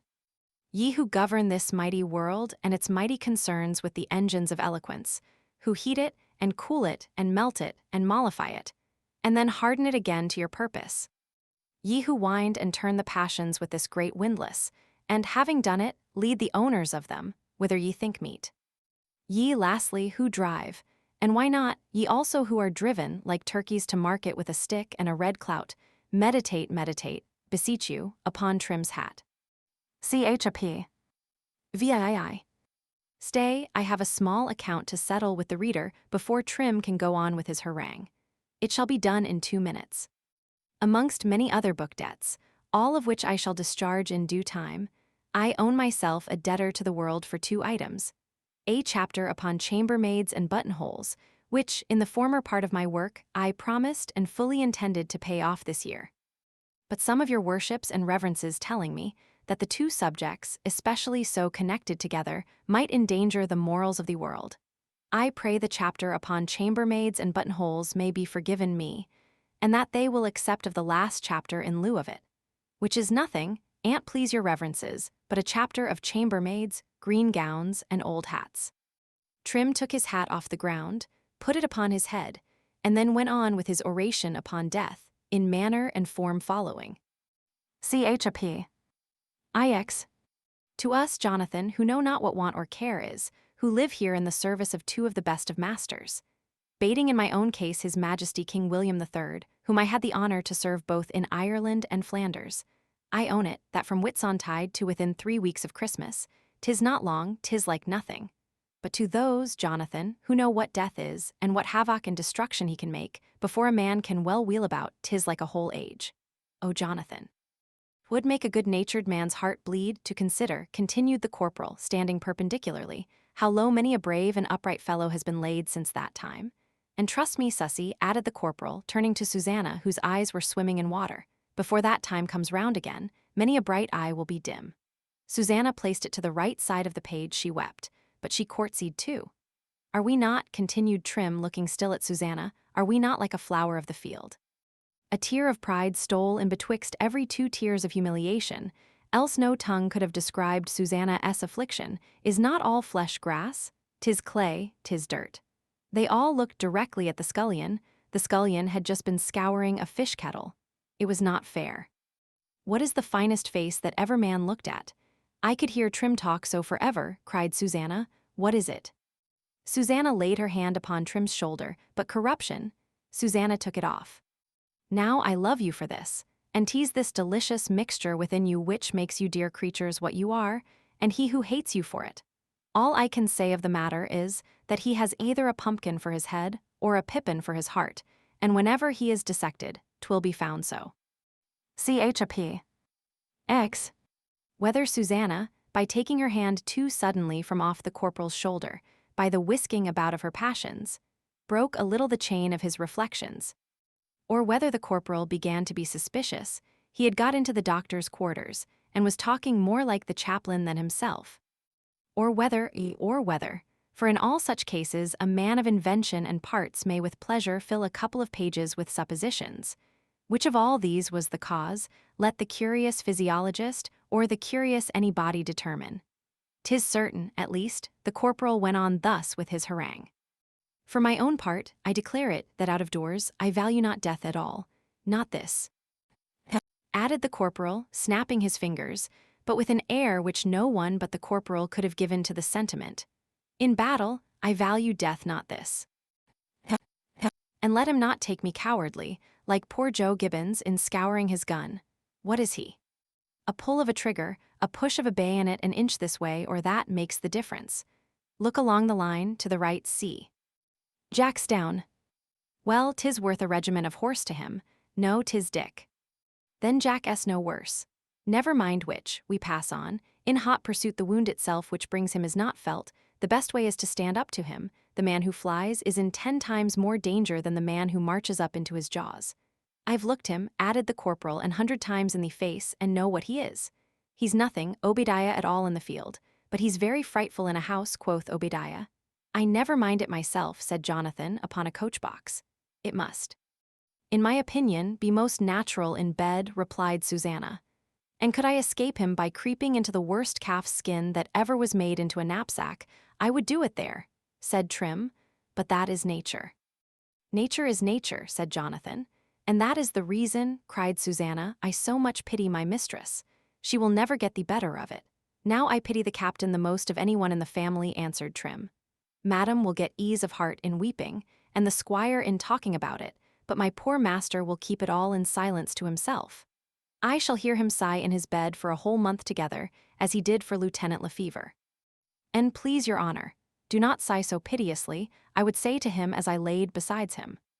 Cannot help it, Trim, my master would say, 'tis so melancholy an accident, I cannot get it off my heart. Your honor fears not death yourself. I hope, Trim, I fear nothing, he would say, but the doing a wrong thing. Well, he would add, whatever betides, I will take care of Lefevre's boy. And with that, like a quieting draught, his honor would fall asleep. I like to hear Trim's stories about the captain, said Susanna. He is a kindly-hearted gentleman, said Obadiah, as ever lived. Aye, and as brave a one too, said the corporal, as ever stepped before a platoon. There never was a better officer in the king's army, or a better man in God's world. For he would march up to the mouth of a cannon, though he saw the lighted match at the very touch-hole, and yet for all that he has a heart as soft as a child for other people. He would not hurt a chicken. I would sooner, quoth Jonathan, drive such a gentleman for 7 pounds a year than some for 8. Thank thee, Jonathan, for thy 20 shillings, as much, Jonathan, said the corporal, shaking him by the hand, as if thou hadst put the money into my own pocket. I would serve him to the day of my death out of love. He is a friend and a brother to me, and could I be sure my poor brother Tom was dead, continued the corporal, taking out his handkerchief, was I worth 10,000 pounds, I would leave every shilling of it to the captain. Trim could not refrain from tears at this testamentary proof he gave of his affection to his master. The whole kitchen was affected. Do tell us the story of the poor lieutenant, said Susanna. With all my heart, answered the corporal. Susanna, the cook, Jonathan, Obadiah, and Corporal Trim formed a circle about the fire, and as soon as the scullion had shut the kitchen door, the corporal begun. Chap. Xi. I am a Turk if I had not as much forgot my mother, as if nature had plaistered me up, and set me down naked upon the banks of the river Nile without one. Your most obedient servant, madam, I've cost you a great deal of trouble, I wish it may answer, but you have left a crack in my back, and here's a great piece fallen off here before, and what must I do with this foot? I shall never reach England with it. For my own part, I never wonder at anything, and so often has my judgment deceived me in my life that I always suspect it, right or wrong. At least I am seldom hot upon cold subjects. For all this, I reverence truth as much as any body. And when it has slipped us, if a man will but take me by the hand and go quietly and search for it, as for a thing we have both lost and can neither of us do well without, I'll go to the world's end with him. But I hate disputes, and therefore baiting religious points or such as touch society, I would almost subscribe to anything which does not choke me in the first passage, rather than be drawn into one, but I cannot bear suffocation, and bad smells worst of all. For which reasons? I resolved from the beginning that if ever the army of martyrs was to be augmented, or a new one raised, I would have no hand in it, one way or t'other. Chap. Xii. But to return to my mother. My uncle Toby's opinion, madam, that there could be no harm in Cornelius Gallus, the Roman praetor's lying with his wife, or rather the last word of that opinion, for it was all my mother heard of it, caught hold of her by the weak part of the whole sex. You shall not mistake me, I mean her curiosity. She instantly concluded herself the subject of the conversation, and with that prepossession upon her fancy, you will readily conceive every word my father said was accommodated either to herself or her family concerns. Pray, madam, in what street does the lady live, who would not have done the same? From the strange mode of Cornelius' death, my father had made a transition to that of Socrates, and was giving my uncle Toby an abstract of his pleading before his judges. 'Twas irresistible. Not the oration of Socrates, but my father's temptation to it. He had wrote the life of Socrates himself the year before he left off trade, which, I fear, was the means of hastening him out of it, so that no one was able to set out with so full a sail, and in so swelling a tide of heroic loftiness upon the occasion, as my father was. Not a period in Socrates' oration, which closed with a shorter word than transmigration or annihilation, or a worse thought in the middle of it than to be or not to be, the entering upon a new and untried state of things, or upon a profound and peaceful sleep without dreams, without disturbance, that we and our children were born to die, but neither of us born to be slaves. No, there I mistake. That was part of Eliezer-'s oration, as recorded by Josephus de Bell. Judaic, Eliezer owns he had it from the philosophers of India. In all likelihood Alexander the Great, in his eruption into India, after he had overrun Persia, amongst the many things he stole that sentiment also, by which means it was carried, if not all the way by himself, for we all know he died at Babylon, at least by some of his marauders into Greece. From Greece it got to Rome, from Rome to France, and from France to England. So things come round. By land carriage, I can conceive no other way. By water the sentiment might easily have come down the Ganges into the Sinus Gangeticus, or Bay of Bengal, and so into the Indian Sea. And following the course of trade, the way from India by the Cape of Good Hope being then unknown, might be carried with other drugs and spices up the Red Sea to Jadda, the port of Mecca, or else to Tor or Suez, towns at the bottom of the Gulf. And from thence by caravans to Coptos, but 3 days' journey distant, so down the Nile directly to Alexandria, where the sentiment would be landed at the very foot of the great staircase of the Alexandrian library, and from that storehouse it would be fetched. Bless me! What a trade was driven by the learned in those days! This book my father would never consent to publish. 'Tis in manuscript, with some other tracts of his, in the family, all, or most of which will be printed in due time. Chap. Xii. Now my father had a way, a little like that of Jobs, in case there ever was such a man. If not, there's an end of the matter. Though, by the by, because your learned men find some difficulty in fixing the precise era in which so great a man lived, whether, for instance, before or after the patriarchs, and see. To vote, therefore, that he never lived at all is a little cruel. 'Tis not doing as they would be done by, happen that as it may. My father, I say, had a way, when things went extremely wrong with him, especially upon the first sally of his impatience, of wondering why he was begot, wishing himself dead, sometimes worse. And when the provocation ran high, and grief touched his lips with more than ordinary powers, sir, you scarce could have distinguished him from Socrates himself. Every word would breathe the sentiments of a soul disdaining life, and careless about all its issues. For which reason, though my mother was a woman of no deep reading, yet the abstract of Socrates' oration, which my father was giving my Uncle Toby, was not altogether new to her. She listened to it with composed intelligence, and would have done so to the end of the chapter, had not my father plunged, which he had no occasion to have done, into that part of the pleading where the great philosopher reckons up his connections, his alliances, and children, but renounces a security to be so won by working upon the passions of his judges. Have friends, I have relations, I have 3 desolate children, says Socrates. Then, cried my mother, opening the door, you have one more, Mr.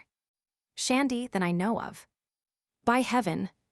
I have one less, said my father, getting up and walking out of the room. Chap.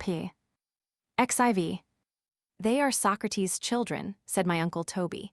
He has been dead 100 years ago, replied my mother. My Uncle Toby was no chronologer, so not caring to advance one step but upon safe ground, he laid down his pipe deliberately upon the table, and rising up, and taking my mother most kindly by the hand, without saying another word, either good or bad, to her, he led her out after my father, that he might finish the éclaircissement himself. Chap. Xv. Had this volume been a farce, which, unless everyone's life and opinions are to be looked upon as a farce as well as mine, I see no reason to suppose, the last chapter, sir, had finished the first act of it, and then this chapter must have set off thus. Pt. R. R. Ing twing twang proot trut, 'tis a cursed bad fiddle. Do you know whether my fiddle's in tune or no? Trut. Proot. They should be fifths, 'tis wickedly strung tr.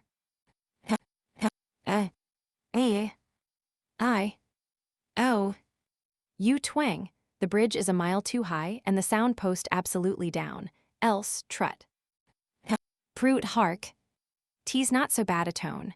Diddle diddle, diddle diddle, diddle diddle dum. There is nothing in playing before good judges, but there's a man there. No, not him with the bundle under his arm, the grave man in black. Death. Not the gentleman with the sword on. Sir, I had rather play a capriccio to Calliope herself than draw my bow across my fiddle before that very man. And yet I'll stake my Cremona to a juice trump, which is the greatest musical odds that ever were laid, that I will this moment stop 350 leagues out of tune upon my fiddle without punishing one single nerve that belongs to him. Twaddle diddle, tweddle diddle, twiddle diddle, toodle diddle, twaddle diddle, prut trut crish crash crush.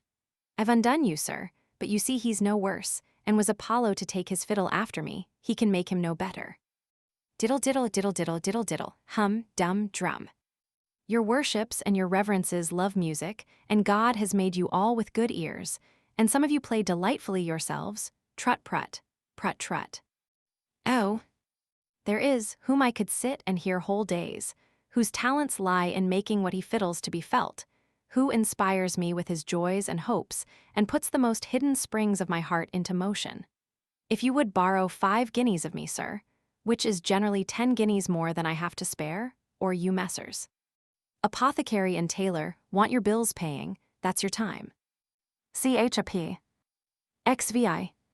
The first thing which entered my father's head, after affairs were a little settled in the family, and Susanna had got possession of my mother's green satin nightgown, was to sit down coolly, after the example of Xenophon, and write a Tristrapedia, or system of education for me, collecting first for that purpose his own scattered thoughts, counsels, and notions, and binding them together so as to form an institute for the government of my childhood and adolescence.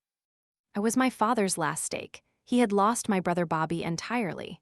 He had lost, by his own computation, full 3/4 of me. That is, he had been unfortunate in his 3 first great casts for me, my geniture, nose, and name. There was but this one left. And accordingly, my father gave himself up to it with as much devotion as ever my Uncle Toby had done to his doctrine of projectiles. The difference between them was that my Uncle Toby drew his whole knowledge of projectiles from Nicholas Tartaglia.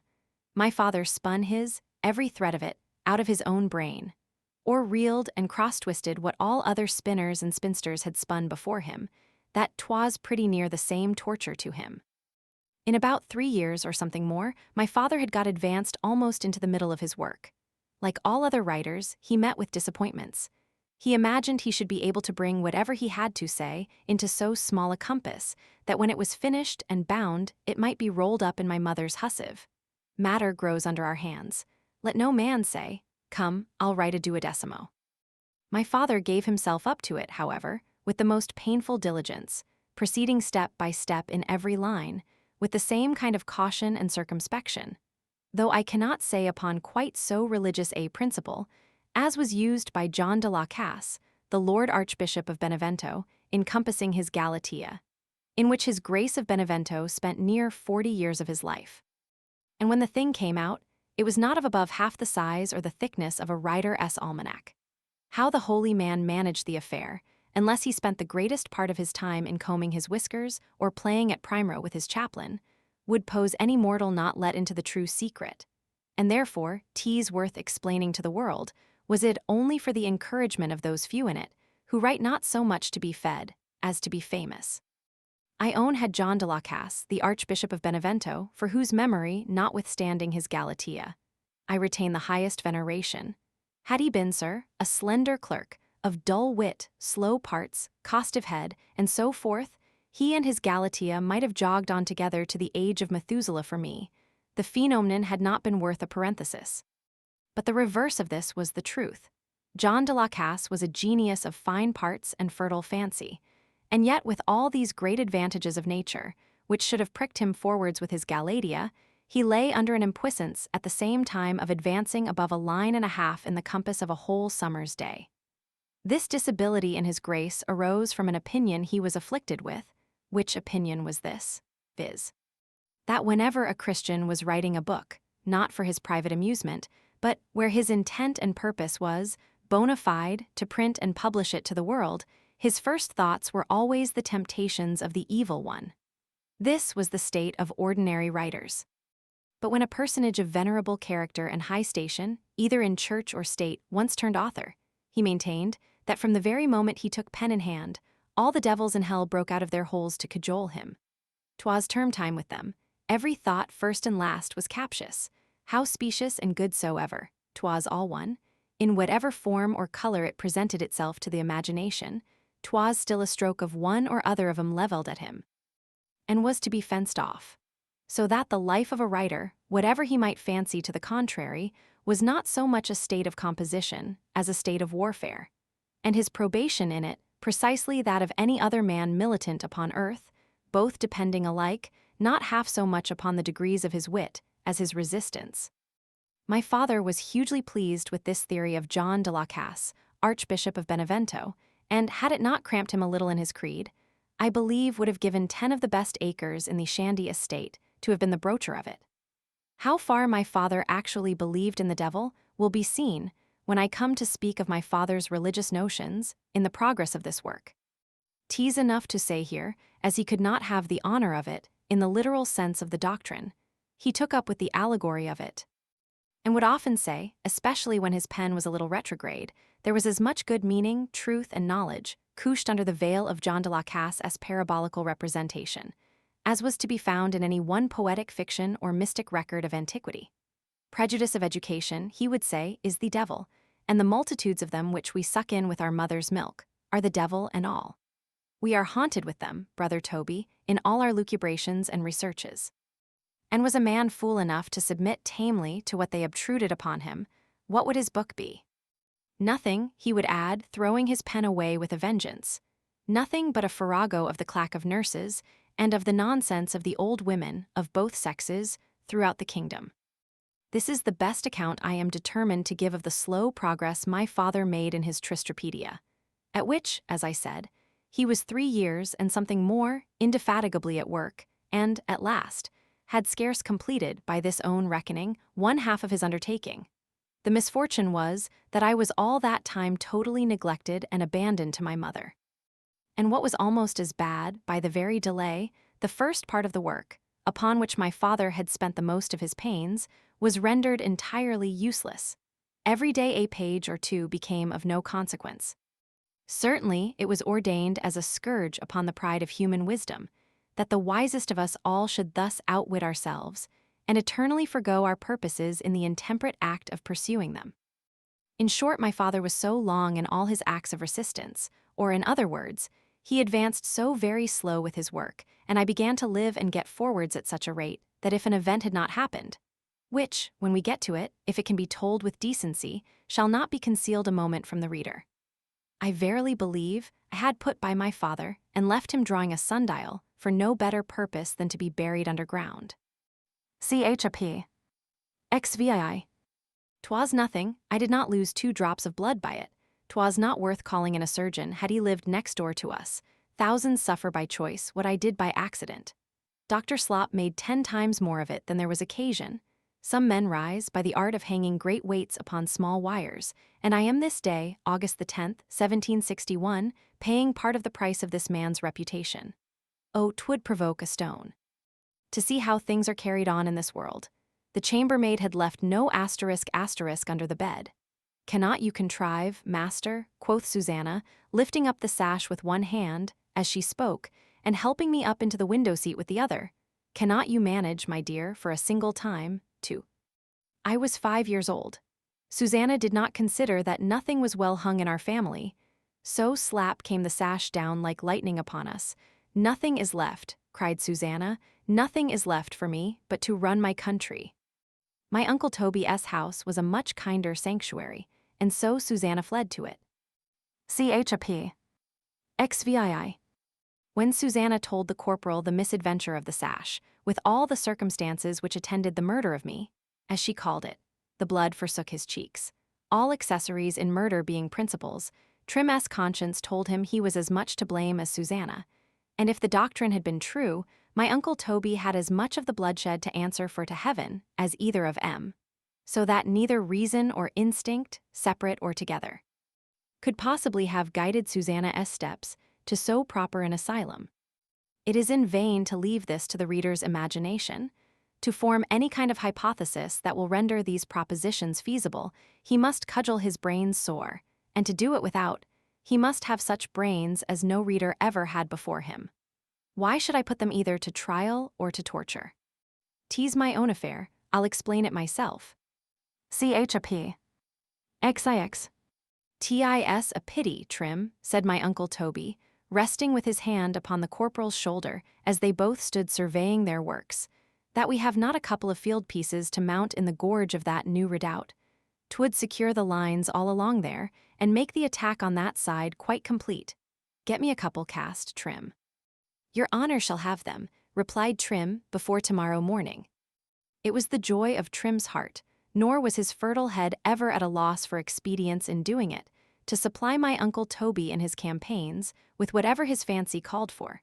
Had it been his last crown, he would have sate down and hammered it into a paterero, to have prevented a single wish in his master. The corporal had already, what with cutting off the ends of my Uncle Toby's spouts, hacking and chiseling up the sides of his leaden gutters, melting down his pewter shaving basin, and going at last, like Louis XIV, on to the top of the church for spare ends and see.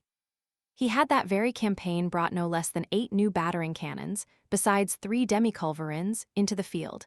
My Uncle Toby's demand for 2 more pieces for the redoubt had set the corporal at work again. And no better resource offering, he had taken the 2 leaden weights from the nursery window. And as the sash pulleys, when the lead was gone, were of no kind of use, he had taken them away also, to make a couple of wheels for one of their carriages. He had dismantled every sash window in my Uncle Toby's house long before, in the very same way, though not always in the same order, for sometimes the pulleys have been wanted, and not the lead. So then he began with the pulleys, and the pulleys being picked out, then the lead became useless, and so the lead went to pot too. A great moral might be picked handsomely out of this, but I have not time. 'Tis enough to say, wherever the demolition began, 'twas equally fatal to the sash window. CHAP. XX. The corporal had not taken his measures so badly in this stroke of artilleryship, but that he might have kept the matter entirely to himself, and left Susanna to have sustained the whole weight of the attack as she could. True courage is not content with coming off so. The corporal, whether as general or controller of the train, 'twas no matter, had done that, without which, as he imagined, the misfortune could never have happened, at least in Susanna's hands. How would your honors have behaved? He determined at once not to take shelter behind Susanna, but to give it. And with this resolution upon his mind, he marched upright into the parlor to lay the whole maneuver before my Uncle Toby. My Uncle Toby had just then been giving Yorick an account of the Battle of Steenkirk, and of the strange conduct of Count Solmes in ordering the foot to halt, and the horse to march where it could not act, which was directly contrary to the king's commands, and proved the loss of the day.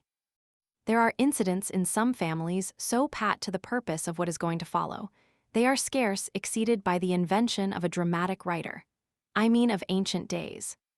Trim, by the help of his forefinger, laid flat upon the table, and the edge of his hand striking across it at right angles made a shift to tell his story so, that priests and virgins might have listened to it. And the story being told, the dialogue went on as follows. CHAP. XXI. I would be picketed to death, cried the corporal, as he concluded Susanna's story, before I would suffer the woman to come to any harm. 'Twas my fault, and please your honor, not hers. Corporal Trim, replied my Uncle Toby, putting on his hat which lay upon the table. If anything can be said to be a fault, when the service absolutely requires it should be done, 'tis I certainly who deserve the blame. You obeyed your orders. Had Count Solmes, Trim, done the same at the Battle of Steenkirk, said Yorick, drolling a little upon the corporal, who had been run over by a dragoon in the retreat, he had saved thee? Saved, cried Trim, interrupting Yorick and finishing the sentence for him after his own fashion. He had saved 5 battalions, and please your reverence every soul of them. There was cut S, continued the corporal, clapping the forefinger of his right hand upon the thumb of his left and counting round his hand. There was cut S, Mackay S, Angus S, Graham S, and Levens all cut to pieces. And so had the English lifeguards too, had it not been for some regiments upon the right, who marched up boldly to their relief and received the enemy's fire in their faces before any one of their own platoons discharged a musket. They'll go to heaven for it, added Trim. Trim is right, said my Uncle Toby, nodding to Yorick. He's perfectly right. What signified his marching the horse, continued the corporal, where the ground was so straight, that the French had such a nation of hedges and copses and ditches and felled trees laid this way and that to cover them as they always have. Count Salmis should have sent us. We would have fired muzzle to muzzle with them for their lives. There was nothing to be done for the horse. He had his foot shot off, however, for his pains, continued the corporal. The very next campaign at Landen, poor Trim got his wound there, quoth my Uncle Toby. 'Twas owing, and please your honour, entirely to Count Salmis. Had he drubbed them soundly at Steenkirk, they would not have fought us at Landen. Possibly not, Trim, said my Uncle Toby, though if they have the advantage of a wood, or you give them a moment's time to entrench themselves, they are a nation which will pop and pop forever at you. There is no way but to march coolly up to them, receive their fire, and fallen upon them pell-mell, ding-dong, added Trim. Horse and foot, said my Uncle Toby. Helter-skelter, said Trim. Right and left, cried my Uncle Toby. Blood and ounds, shouted the corporal. The battle raged. Yorick drew his chair a little to one side for safety, and after a moment's pause, my Uncle Toby, sinking his voice a note, resumed the discourse as follows. Chap. XXII. King William, said my Uncle Toby, addressing himself to Yorick, was so terribly provoked at Count Salmis for disobeying his orders, that he would not suffer him to come into his presence for many months after. I fear, answered Yorick, the squire will be as much provoked at the corporal as the king at the count. But 'twould be singularly hard in this case, continued B, if Corporal Trim, who has behaved so diametrically opposite to Count Salmis, should have the fate to be rewarded with the same disgrace. Too oft in this world do things take that train. I would spring a mine, cried my Uncle Toby, rising up, and blow up my fortifications and my house with them, and we would perish under their ruins ere I would stand by and see it. Trim directed a slight, but a grateful bow towards his master, and so the chapter ends. Chap. XXII. Then Yorick, replied my Uncle Toby, you and I will lead the way abreast, and do you, corporal, follow a few paces behind us. And Susanna, and please your honour, said Trim, shall be put in the rear. 'Twas an excellent disposition, and in this order, without either drums beating or colours flying, they marched slowly from my Uncle Toby's house to Shandy Hall. I wish, said Trim, as they entered the door, instead of the sash weights, I had cut off the church spout, as I once thought to have done. You have cut off spouts, Eno, replied Yorick. Chap. XXIV. As many pictures as have been given of my father, how like him soever in different airs and attitudes, not one, or all of them, can ever help the reader to any kind of preconception of how my father would think, speak, or act upon any untried occasion or occurrence of life. There was that infinitude of oddities in him, and of chances along with it, by which handle he would take a thing. It baffled, sir, all calculations. The truth was, his road lay so very far on one side from that wherein most men travelled, that every object before him presented a face and section of itself to his eye, altogether different from the plan and elevation of it seen by the rest of mankind. In other words, 'twas a different object, and in course was differently considered. This is the true reason that my dear Jenny and I, as well as all the world besides us, have such eternal squabbles about nothing. She looks at her outside, I at her in. How is it possible we should agree about her value? Chap. XXV. Tis a point settled, and I mention it for the comfort of Confucius, who is apt to get entangled in telling a plain story, that provided he keeps along the line of his story, he may go backwards and forwards as he will, 'tis still held to be no digression. This being premised, I take the benefit of the act of going backwards myself. Mr. Shandy is supposed to mean a esque member for a and not the Chinese legislator. Chap. XXVI.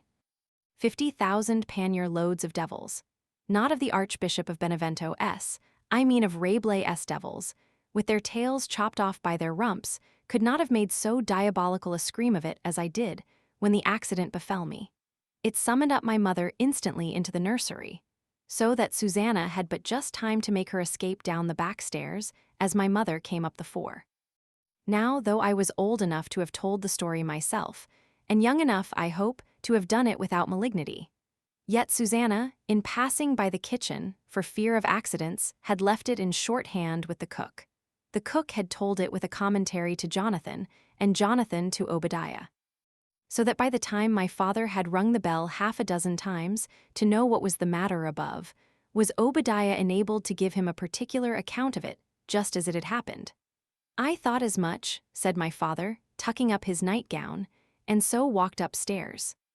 One would imagine from this, though for my own part one somewhat question it, that my father before that time had actually wrote that remarkable character in the Tristrapedia, which to me is the most original and entertaining one in the whole book, and that is the chapter upon sash windows, with a bitter philippic at the end of it, upon the forgetfulness of chambermaids.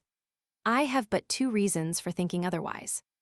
First, had the matter been taken into consideration, before the event happened, my father certainly would have nailed up the sash window for good and all, which, considering with what difficulty he composed books, he might have done with 10 times less trouble than he could have wrote the chapter.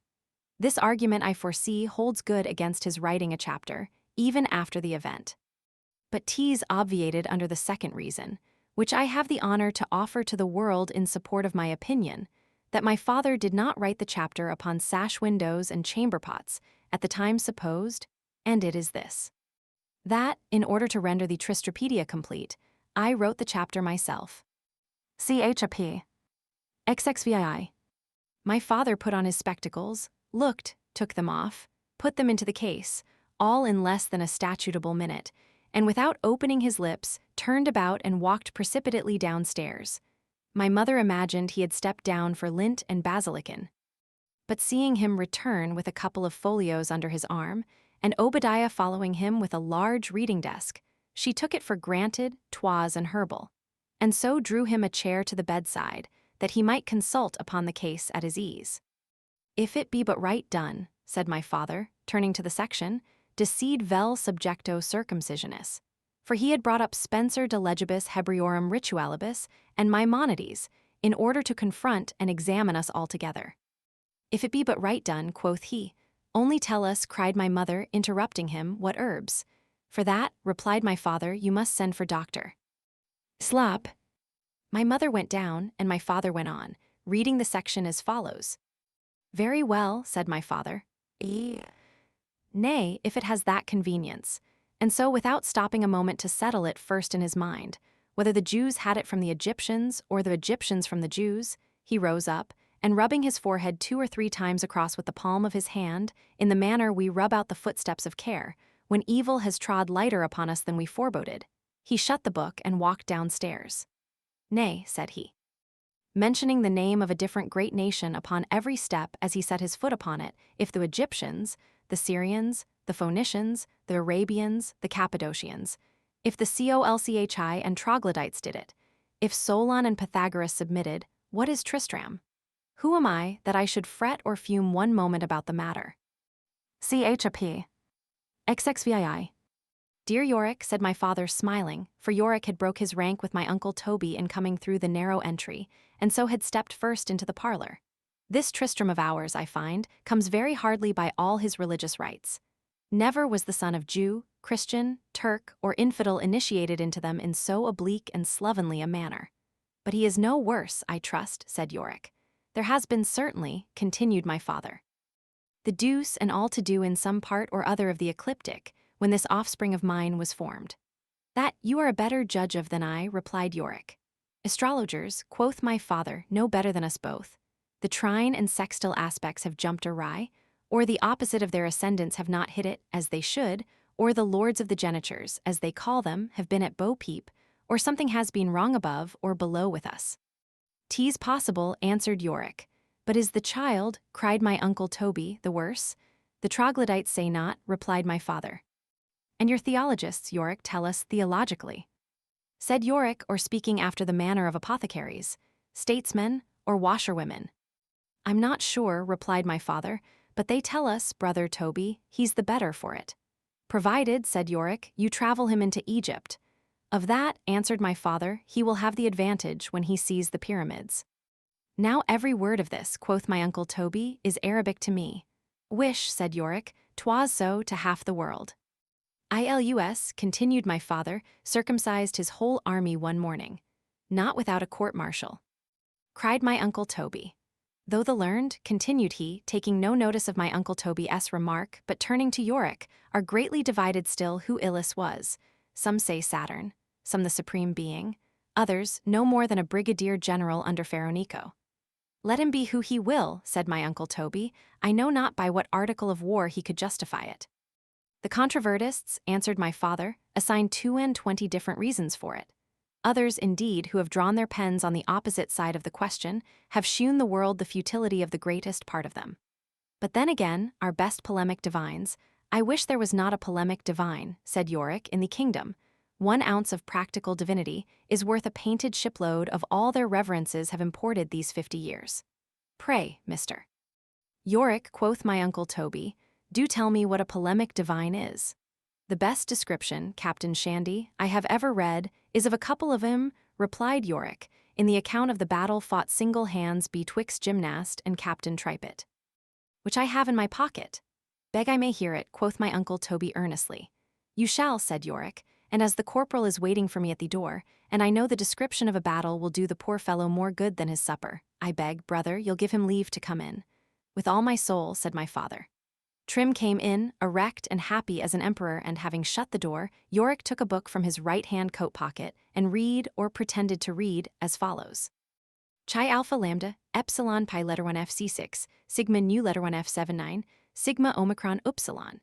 Kappa alpha letter 1 F76, delta upsilon sigma iota letter 1 F71 tau omicron upsilon letter 1 F00, pi alpha lambda lambda alpha gamma letter 1 F74 nu. Letter 1 F23 nu, letter 1 F04 nu theta rho alpha, kappa alpha lambda omicron letter 1 Fe6, sigma iota nu. Phi. Tau letter 1 F70, tau epsilon mu nu letter 1 F79, mu epsilon nu alpha tau letter 1 FF6, nu letter 1 F10, theta nu letter 1 FF6, nu tau omicron lambda upsilon gamma omicron nu letter 1 F70, tau alpha. Kappa alpha letter 1 F76, pi omicron lambda upsilon alpha nu theta rho omega, pi letter 1 F79, tau alpha epsilon letter 1 F36, nu alpha iota. Kappa alpha theta alpha rho iota letter 1 F79, tau eta tau omicron sigma epsilon letter 1 F35, nu epsilon kappa epsilon nu. Bachart. Letter 1 F41, letter 1 F36 lambda omicron sigma. Tau letter 1 F70, alpha letter 1 F30, delta omicron letter 1 FD6, alpha pi epsilon rho iota tau letter 1 F73, mu nu epsilon tau alpha iota. Tau alpha letter 1 F50, tau letter 1 F78, pi omicron iota letter 1 FC6, sigma alpha iota kappa alpha letter 1 F76, tau omicron letter 1 F7a, sigma letter 1 F05 mu, alpha upsilon tau letter 1 FF7, sigma upsilon mu letter 1 F71, chi omicron upsilon, sigma kappa alpha tau alpha nu alpha gamma kappa letter 1 F71, sigma alpha sigma. Sanchuniatho. CHAP. XXIX. Which words being heard by all the soldiers which were there, divers of them being inwardly terrified, did shrink back and make room for the assailant. All this did Gymnast very well remark and consider. And therefore, making as if he would have alighted from off his horse, as he was poising himself on the mounting side, he most nimbly, with his short sword by this thigh, shifting his feet in the stirrup, and performing the stirrup leather feat, whereby, after the inclining of his body downwards, he forthwith launched himself aloft into the air, and placed both his feet together upon the saddle, standing upright, with his back turned towards his horse's head. Now, said he, my case goes forward. Then suddenly, in the same posture wherein he was, he fetched a gambol upon one foot, and turning to the left hand, failed not to carry his body perfectly round, just into his former position, without missing one jot. Ha! Said Tripet, I will not do that at this time, and not without cause. Well, said Gymnast, I have failed. Will undo this leap. Then with a marvelous strength and agility turning towards the right hand, he fetched another striking gambol as before. Which done, he set his right hand thumb upon the bow of the saddle, raised himself up, and sprung into the air, poising and upholding his whole weight upon the muscle and nerve of the said thumb, and so turned and whirled himself about 3 times. At the fourth, reversing his body and overturning it upside down and foreside back, without touching anything, he brought himself betwixt the horse's 2 ears, and then giving himself a jerking swing, he seated himself upon the crupper.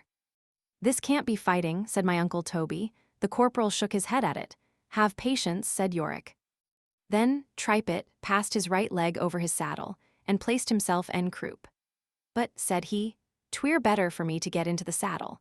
Then putting the thumbs of both hands upon the crupper before him, and thereupon leaning himself, as upon the only supporters of his body, he incontinently turned heels over head in the air, and straight found himself betwixt the bow of the saddle in a tolerable seat. Then springing into the air with a somerset, he turned him about like a windmill, and made above 100 frisks, turns, and demi-pomadas. "Good God!" cried Trim, losing all patience, when home thrust of a bayonet is worth it all. "I think so too," replied Yorick. "I am of a contrary opinion," quoth my father. "Chap. XXX. "No, I think I have advanced nothing," replied my father, making answer to a question which Yorick had taken the liberty to put to him. "Have advanced nothing in the Tristrapedia, but what is as clear as any one proposition in Euclid. Reach me, Trim, that book from off the scrutoire. It has oft times been in my mind," continued my father, "to have read it over both to you, Yorick, and to my brother Toby, and I think it a little unfriendly in myself, in not having done it long ago. Shall we have a short chapter or 2 now, and a chapter or 2 hereafter, as occasions serve, and so on till we get through the whole?" My Uncle Toby and Yorick made the obeisance which was proper, and the corporal, though he was not included in the compliment, laid his hand upon his breast and made his bow at the same time. The company smiled. "Trim," quoth my father, "has paid the full price for staying out the entertainment." "He did not seem to relish the play," replied Yorick. "'Twas a tomfool battle, and please your reverence, of Captain Tripet's and that other officer, making so many somersets as they advanced. The French come on capering now and then in that way, but not quite so much." My Uncle Toby never felt the consciousness of his existence with more complacency than what the corporal S and his own reflections made him do at that moment. He lighted his pipe. Yorick drew his chair closer to the table, Trim snuffed the candle, my father stirred up the fire, took up the book, coughed twice, and begun. "Chap. XXXI. "The first 30 pages," said my father, turning over the leaves, "are a little dry, and as they are not closely connected with the subject, for the present we'll pass them by. 'Tis a prefatory introduction," continued my father, "or an introductory preface, for I am not determined which name to give it, upon political or civil government. The foundation of which being laid in the first conjunction betwixt male and female, for procreation of the species, I was insensibly led into it. 'Twas natural," said Yorick. "The original of society," continued my father, "I'm satisfied is, what Politian tells us, i.e. merely conjugal, and nothing more than the getting together of one man and one woman, to which, according to Hesiod the philosopher adds a servant, but supposing in the first beginning there were no men servants born, he lays the foundation of it in a man, a woman, and a bull. I believe 'tis an ox," quoth Yorick, quoting the passage. "A bull must have given more trouble than his head was worth. But there is a better reason still," said my father, dipping his pen into his ink. "For the ox being the most patient of animals, and the most useful withal in tilling the ground for their nourishment, was the properest instrument, and emblem too, for the new joined couple that the creation could have associated with them. And there is a stronger reason," added my Uncle Toby, "than them all for the ox." My father had not power to take his pen out of his inkhorn till he had heard my Uncle Toby's reason. "For when the ground was tilled," said my Uncle Toby, "and made worth enclosing, then they began to secure it by walls and ditches, which was the origin of fortification." "True, true, dear Toby," cried my father, striking out the bull and putting the ox in his place. My father gave Trim a nod, to snuff the candle, and resumed his discourse. "I enter upon this speculation," said my father carelessly, and half shutting the book, as he went on, merely to show the foundation of the natural relation between a father and his child, the right and jurisdiction over whom he acquires these several ways. First, by marriage. 2d, by adoption. 3d, by legitimation. And fourth, by procreation, all which I consider in their order. I lay a slight stress upon one of them, replied Yorick. The act, especially where it ends there, in my opinion lays as little obligation upon the child as it conveys power to the father. You are wrong, said my father argutely, and for this plain reason, I own, added my father, that the offspring, upon this account, is not so under the power and jurisdiction of the mother. But the reason, replied Yorick, equally holds good for her. She is under authority herself. Said my father, and besides, continued my father, nodding his head and laying his finger upon the side of his nose as he assigned his reason, she is not the principal agent, Yorick. In what, quoth my uncle Toby, stopping his pipe. Though by all means, added my father, not attending to my uncle Toby, the son ought to pay her respect, as you may read, Yorick, at large in the first book of the Institutes of Justinian, at the 11th title and the 10th section. I can read it as well, replied Yorick, in the Catechism. CHAP. XXXII. Trim can repeat every word of it by heart, quoth my uncle Toby. Pug. Said my father, not caring to be interrupted with Trim's saying his catechism. He can, upon my honor, replied my uncle Toby. Ask him, Mr. Yorick, any question you please. The fifth commandment, Trim, said Yorick, speaking mildly and with a gentle nod as to a modest catechumen. The corporal stood silent. You don't ask him right, said my uncle Toby, raising his voice and giving it rapidly like the word of command. The fifth, cried my uncle Toby. I must begin with the first, and please your honor, said the corporal. Yorick could not forbear smiling. Your reverence does not consider, said the corporal, shouldering his stick like a musket and marching into the middle of the room to illustrate his position, that 'tis exactly the same thing as doing one's exercise in the field. Join your right hand to your firelock, cried the corporal, giving the word of command and performing the motion. Poise your firelock, cried the corporal, doing the duty still both of adjutant and private man. Rest your firelock. One motion, and please your reverence, you see leads into another, if his honor will begin but with the first. The first, cried my uncle Toby, setting his hand upon his side. Ugh. The second, cried my uncle Toby, waving his tobacco pipe, as he would have done his sword at the head of a regiment. The corporal went through his manual with exactness, and having honored his father and mother, made a low bow and fell back to the side of the room. Everything in this world, said my father, is big with jest, and has wit in it, and instruction too, if we can but find it out. Here is the scaffold work of instruction, its true point of folly, without the building behind it. Here is the glass for pedagogues, preceptors, tutors, governors, gerund grinders, and bare leaders to view themselves in their true dimensions.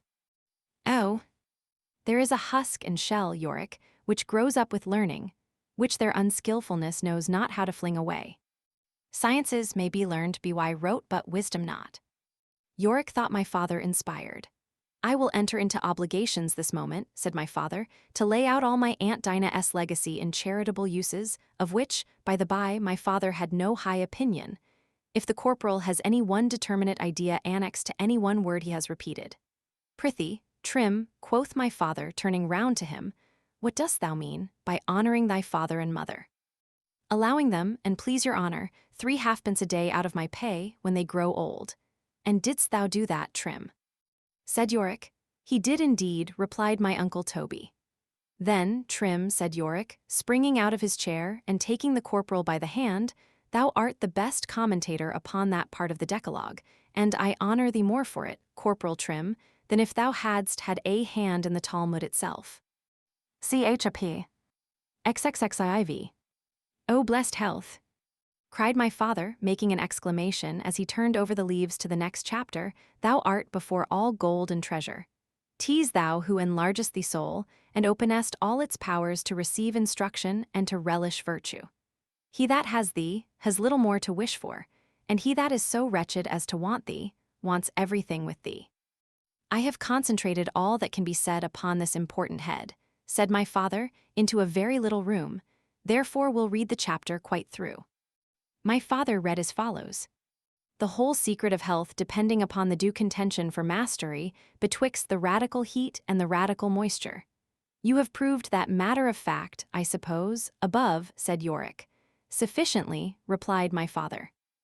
In saying this, my father shut the book, not as if he resolved to read no more of it, for he kept his forefinger in the chapter, nor pettishly, for he shut the book slowly, his thumb resting, when he had done it, upon the upper side of the cover, as his 3 fingers supported the lower side of it, without the least compressive violence.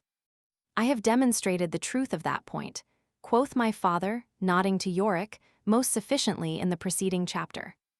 Now could the man in the moon be told that a man in the earth had wrote a chapter sufficiently demonstrating that the secret of all health depended upon the due contention for mastery betwixt the radical heat and the radical moisture, and that he had managed the point so well that there was not one single word wet or dry upon radical heat or radical moisture throughout the whole chapter, or a single syllable in it, pro or con, directly or indirectly, upon the contention betwixt these 2 powers in any part of the animal economy. O thou eternal maker of all beings, he would cry, striking his breast with his right hand, in case he had one, thou whose power and goodness can enlarge the faculties of thy creatures to this infinite degree of excellence and perfection, what have we Moonites done? CHAP. XXXIV. With 2 strokes, the one at Hippocrates, the other at Lord Verulam, did my father achieve it.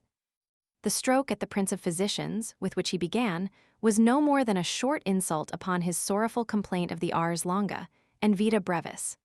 Life short, cried my father, and the art of healing tedious. And who are we to thank for both the one and the other, but the ignorance of quacks themselves, and the stage-loads of chimical nostrums and peripatetic lumber, with which, in all ages, they have first flattered the world, and at last deceived it. O my Lord Verulam, cried my father, turning from Hippocrates and making his second stroke at him, as the principal of nostrum mongers, and the fittest to be made an example of to the rest. What shall I say to thee, my great Lord Verulam? What shall I say to thy internal spirit, thy opium, thy saltpetre, thy greasy unctions, thy daily purges, thy nightly clysters and succedaneums? My father was never at a loss what to say to any man upon any subject, and had the least occasion for the exordium of any man breathing. How he dealt with his lordship's opinion, you shall see, but when I know not, we must first see what his lordship's opinion was. CHAP. XXXV. The 2 great causes, which conspire with each other to shorten life, says Lord Verulam, are first, the internal spirit, which like a gentle flame wastes the body down to death, and secondly, the external air that parches the body up to ashes, which 2 enemies attacking us on both sides of our bodies together at length destroy our organs and render them unfit to carry on the functions of life. This being the state of the case, the road to longevity was plain, nothing more being required, says his lordship, but to repair the waste committed by the internal spirit, by making the substance of it more thick and dense, by a regular course of opiates on one side, and by refrigerating the heat of it on the other, by 3 grains and a half of saltpetre every morning before you got up. Still this frame of ours was left exposed to the inimical assaults of the air without, but this was fenced off again by a course of greasy unctions, which so fully saturated the pores of the skin that no spicula could enter, nor could anyone get out. This put a stop to all perspiration, sensible and insensible, which being the cause of so many scurvy distempers, a course of clysters was requisite to carry off redundant humors and render the system complete. What my father had to say to my Lord of Verulam's opiates, his saltpetre and greasy unctions and clysters, you shall read, but not today or tomorrow. Time presses upon me, my reader is impatient, must get forwards. You shall read the chapter at your leisure, if you choose it, as soon as ever the Tristrapedia is published. Sufficeth it, at present to say, my father levelled the hypothesis with the ground, and in doing that, the learned know, he built up and established his own. CHAP. XXXVI. The whole secret of health, said my father, beginning the sentence again, depending evidently upon the due contention betwixt the radical heat and radical moisture within us. The least imaginable skill had been sufficient to have maintained it, had not the schoolmen confounded the task. Merely, as Van Helmont, the famous chimist, has proved, by all along mistaking the radical moisture for the tallow and fat of animal bodies. Now the radical moisture is not the tallow or fat of animals, but an oily and balsamous substance. For the fat and tallow, as also the phlegm or watery parts, are cold. whereas the oily and balsamous parts are of a lively heat and spirit, which accounts for the observation of Aristotle, quod omni animal post coitum est trist. Now it is certain that the radical heat lives in the radical moisture, but whether vice versa is a doubt. However, when the one decays, the other decays also, and then is produced either an unnatural heat, which causes an unnatural dryness, or an unnatural moisture, which causes dropsies. So that if a child, as he grows up, can but be taught to avoid running into fire or water, as either of them threaten his destruction, 'twill be all that is needful to be done upon that head. CHAP. XXXVII. The description of the siege of Jericho itself could not have engaged the attention of my Uncle Toby more powerfully than the last chapter. His eyes were fixed upon my father throughout it. He never mentioned radical heat and radical moisture, but my Uncle Toby took his pipe out of his mouth and shook his head. And as soon as the chapter was finished, he beckoned to the corporal to come close to his chair to ask him the following question, aside. It was at the siege of Limerick, and please your honor, replied the corporal, making a bow. The poor fellow and I, quoth my Uncle Toby, addressing himself to my father, were scarce able to crawl out of our tents, at the time the siege of Limerick was raised, upon the very account you mention. Now what can have got into that precious noddle of thine, my dear brother Toby? Cried my father mentally. By heaven. Continued he, communing still with himself, it would puzzle an Oedipus to bring it in point. I believe, and please your honor, quoth the corporal, that if it had not been for the quantity of brandy we set fire to every night, and the claret and cinnamon with which I plied your honor off, and the Geneva trim, added my Uncle Toby, which did us more good than all, verily believe, continued the corporal, we had both, and please your honor, left our lives in the trenches and been buried in them too. The noblest grave, corporal. Cried my Uncle Toby, his eyes sparkling as he spoke, that a soldier could wish to lie down in. But a pitiful death for him. And please your honor, replied the corporal. All this was as much Arabic to my father, as the rites of the Colchi and Troglodytes had been before to my Uncle Toby. My father could not determine whether he was to frown or to smile. My Uncle Toby, turning to Yorick, resumed the case at Limerick more intelligibly than he had begun it, and so settled the point for my father at once. CHAP. XXXVII. It was undoubtedly, said my Uncle Toby, a great happiness for myself and the corporal that we had all along a burning fever, attended with a most raging thirst. During the whole 25 days the flux was upon us in the camp. Otherwise, what my brother calls the radical moisture must, as I conceive it, inevitably have got the better. My father drew in his lungs topful of air, and looking up, blew it forth again, as slowly as he possibly could. It was heaven's mercy to us, continued my Uncle Toby, which put it into the corporal's head to maintain that due contention betwixt the radical heat and the radical moisture, by reinforcing the fever, as he did all along, with hot wine and spices. Whereby the corporal kept up, as it were, a continual firing, so that the radical heat stood its ground from the beginning to the end, and was a fair match for the moisture, terrible as it was. Upon my honor, added my Uncle Toby, you might have heard the contention within our bodies, brother Shandy, 20 toises. If there was no firing, said Yorick. Well, said my father with a full aspiration and pausing a while after the word.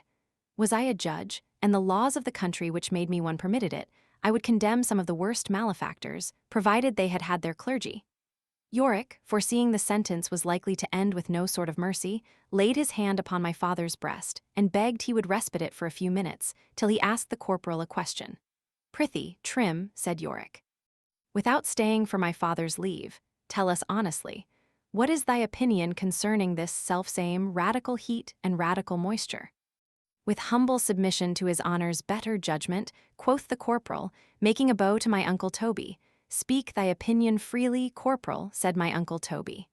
The poor fellow is my servant, not my slave, added my Uncle Toby, turning to my father.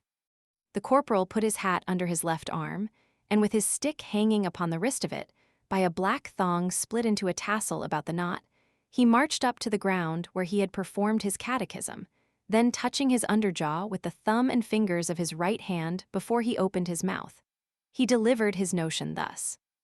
CHAP. XXXIX. Just as the corporal was humming, to begin, in waddled doctor. Slop, 'tis not twopence matter, The corporal shall go on in the next chapter, let who will come in. Well, my good doctor, cried my father sportively, for the transitions of his passions were unaccountably sudden, and what has this whelp of mine to say to the matter? Had my father been asking after the amputation of the tail of a puppy dog, he could not have done it in a more careless air. The system which doctor? Slop had laid down, to treat the accident by, no way allowed of such a mode of inquiry. He sat down. Pray, sir, quoth my uncle Toby, in a manner which could not go unanswered, in what condition is the boy? 'Twill end in a phimosis, replied doctor. Slop. I am no wiser than I was, quoth my uncle Toby, returning his pipe into his mouth. Then let the corporal go on, said my father, with his medical lecture. The corporal made a bow to his old friend, Doctor Slop, and then delivered his opinion concerning radical heat and radical moisture, in the following words. CHAP. XL. The city of Limerick, the siege of which was begun under His Majesty King William himself, the year after I went into the army, lies, and please your honors, in the middle of a devilish, wet, swampy country. 'Tis quite surrounded, said my uncle Toby, with the Shannon, and is, by its situation, one of the strongest fortified places in Ireland. I think this is a new fashion, quoth Doctor Slop, of beginning a medical lecture. 'Tis all true, answered Trim. Then I wish the faculty would follow the cut of it, said Yorick. 'Tis all cut through, and please your reverence, said the corporal, with drains and bogs, and besides there was such a quantity of rain fell during the siege, the whole country was like a puddle. 'Twas that, and nothing else, which brought on the flux, and which had like to have killed both his honor and myself. Now there was no such thing, after the first 10 days, continued the corporal, for a soldier to lie dry in his tent, without cutting a ditch round it to draw off the water. Nor was that enough, for those who could afford it as his honor could, without setting fire every night to a pewter dish full of brandy, which took off the damp of the air, and made the inside of the tent as warm as a stove. And what conclusion dost thou draw, Corporal Trim? Cried my father from all these premises. I infer, and please your worship, replied Trim, that the radical moisture is nothing in the world but ditch water, and that the radical heat, of those who can go to the expense of it, is burnt brandy. The radical heat and moisture of a private man, and please your honor, is nothing but ditch water and a dram of Geneva, and give us but enough of it with a pipe of tobacco to give us spirits and drive away the vapors. We know not what it is to fear death. I am at a loss, Captain Shandy, quoth Dr. Slop, to determine in which branch of learning your servant shines most, whether in physiology or divinity. Slop had not forgot Trim's comment upon the sermon. It is but an hour ago, replied Yorick, since the corporal was examined in the latter, and passed muster with great honor. The radical heat and moisture, quoth Dr. Slop, turning to my father, you must know, is the basis and foundation of our being, as the root of a tree is the source and principle of its vegetation. It is inherent in the seeds of all animals, and may be preserved sundry ways, but principally, in my opinion, by consubstantials, impriments, and occludents. Now this poor fellow, continued Dr. Slop, pointing to the corporal, has had the misfortune to have heard some superficial empiric discourse upon this nice point. That he has, said my father. Very likely, said my uncle. I'm sure of it, quoth Yorick. CHAP. XLI. Dr. Slop being called out to look at a cataplasm he had ordered, it gave my father an opportunity of going on with another chapter in the Tristrapedia. Come. Cheer up, my lads, I'll show you land, for when we have tugged through that chapter, the book shall not be opened again this 12-month. Huzzah. CHAP. XLI. 5 years with a bib under his chin. 4 years in traveling from Christ Crossrow to Malachi. A year and a half in learning to write his own name. 7 long years and more tauipsilon pi iota omega, inget, at Greek and Latin. 4 years at his probations and his negations, the fine statue still lying in the middle of the marble block, and nothing done but his tools sharpened to hew it out. 'Tis a piteous delay. Was not the great Julius Scaliger within an ace of never getting his tools sharpened at all? 44 years old was he before he could manage his Greek, and Peter Damianus, Lord Bishop of Ostia, as all the world knows, could not so much as read when he was of man's estate, and Baldus himself, as eminent as he turned out after, entered upon the law so late in life that every body imagined he intended to be an advocate in the other world. No wonder, when Eudamidas, the son of Archidamas, heard Xenocrates at 75 disputing about wisdom, that he asked gravely, "If the old man be yet disputing and inquiring concerning wisdom, what time will he have to make use of it?" Yorick listened to my father with great attention. There was a seasoning of wisdom unaccountably mixed up with his strangest whims, and he had sometimes such illuminations in the darkest of his eclipses as almost atoned for them. "Be wary, sir, when you imitate him." "I am convinced, Yorick," continued my father, half reading and half discoursing, "that there is a northwest passage to the intellectual world, and that the soul of man has shorter ways of going to work, in furnishing itself with knowledge and instruction, than we generally take with it. But alack! All fields have not a river or a spring running besides them. Every child, Yorick, has not a parent to point it out. The whole entirely depends," added my father in a low voice, "upon the auxiliary verbs Mr. Yorick." Had Yorick trod upon Virgil's snake, he could not have looked more surprised. "I am surprised too," cried my father, observing it, "and I reckon it as one of the greatest calamities which ever befell the Republic of Letters, that those who have been entrusted with the education of our children, and whose business it was to open their minds and stock them early with ideas in order to set the imagination loose upon them, have made so little use of the auxiliary verbs in doing it, as they have done. So that, except Raymond Lullius, and the elder Pellegrini, the last of which arrived to such perfection in the use of them, with his topics, that in a few lessons he could teach a young gentleman to discourse with plausibility upon any subject, pro and con, and to say and write all that could be spoken or written concerning it, without blotting a word, to the admiration of all who beheld him." "I should be glad," said Yorick, interrupting my father, "to be made to comprehend this matter." "You shall," said my father. "The highest stretch of improvement a single word is capable of is a high metaphor, for which, in my opinion, the idea is generally the worse and not the better. But be that as it may, when the mind has done that with it, there is an end, the mind and the idea are at rest, until a second idea enters, and so on. Now the use of the auxiliaries is, at once to set the soul a-going by herself upon the materials as they are brought her, and by the versability of this great engine, round which they are twisted, to open new tracks of inquiry, and make every idea engender millions." "You excite my curiosity greatly," said Yorick. "For my own part," quoth my uncle Toby, "I have given it up. The Danes, and please your honour," quoth the corporal, "who were on the left at the siege of Limerick, were all auxiliaries." "And very good ones," said my uncle Toby. "But the auxiliaries, Trim, my brother is talking about, I conceive to be different things." "You do," said my father, rising up. "Chap. Excellii." My father took a single turn across the room, then sat down, and finished the chapter. "The verbs auxiliary we are concerned in here," continued my father, "rm, was, have, had, do, did, make, made, suffer, shall, should, will, would, can, could, ought, used, or is wont.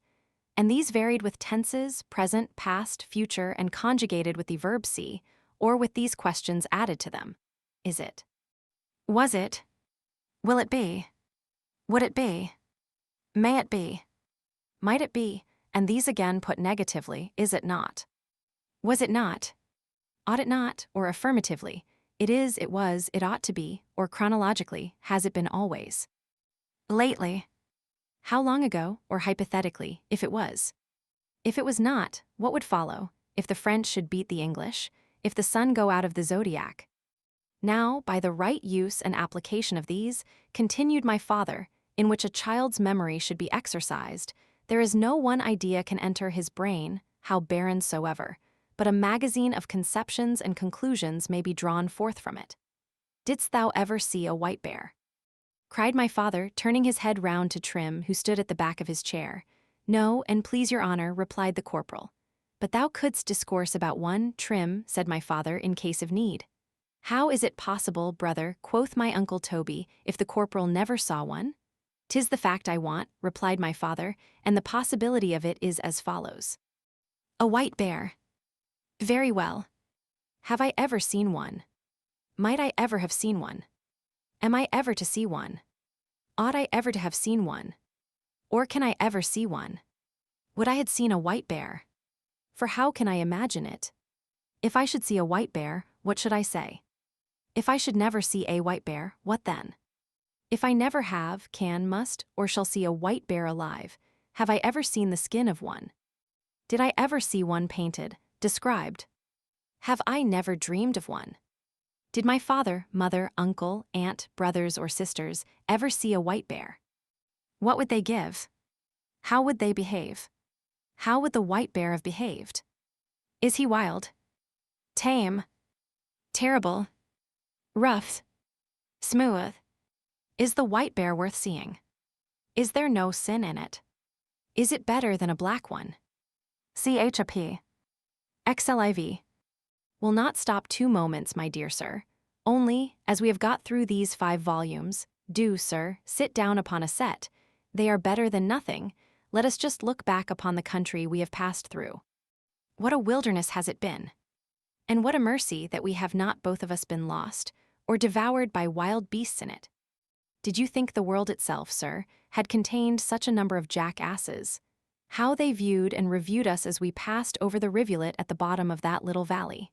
And when we climbed over that hill, and were just getting out of sight, good God! What a braying did they all set up together. Prithee, shepherd, who keeps all those jackasses?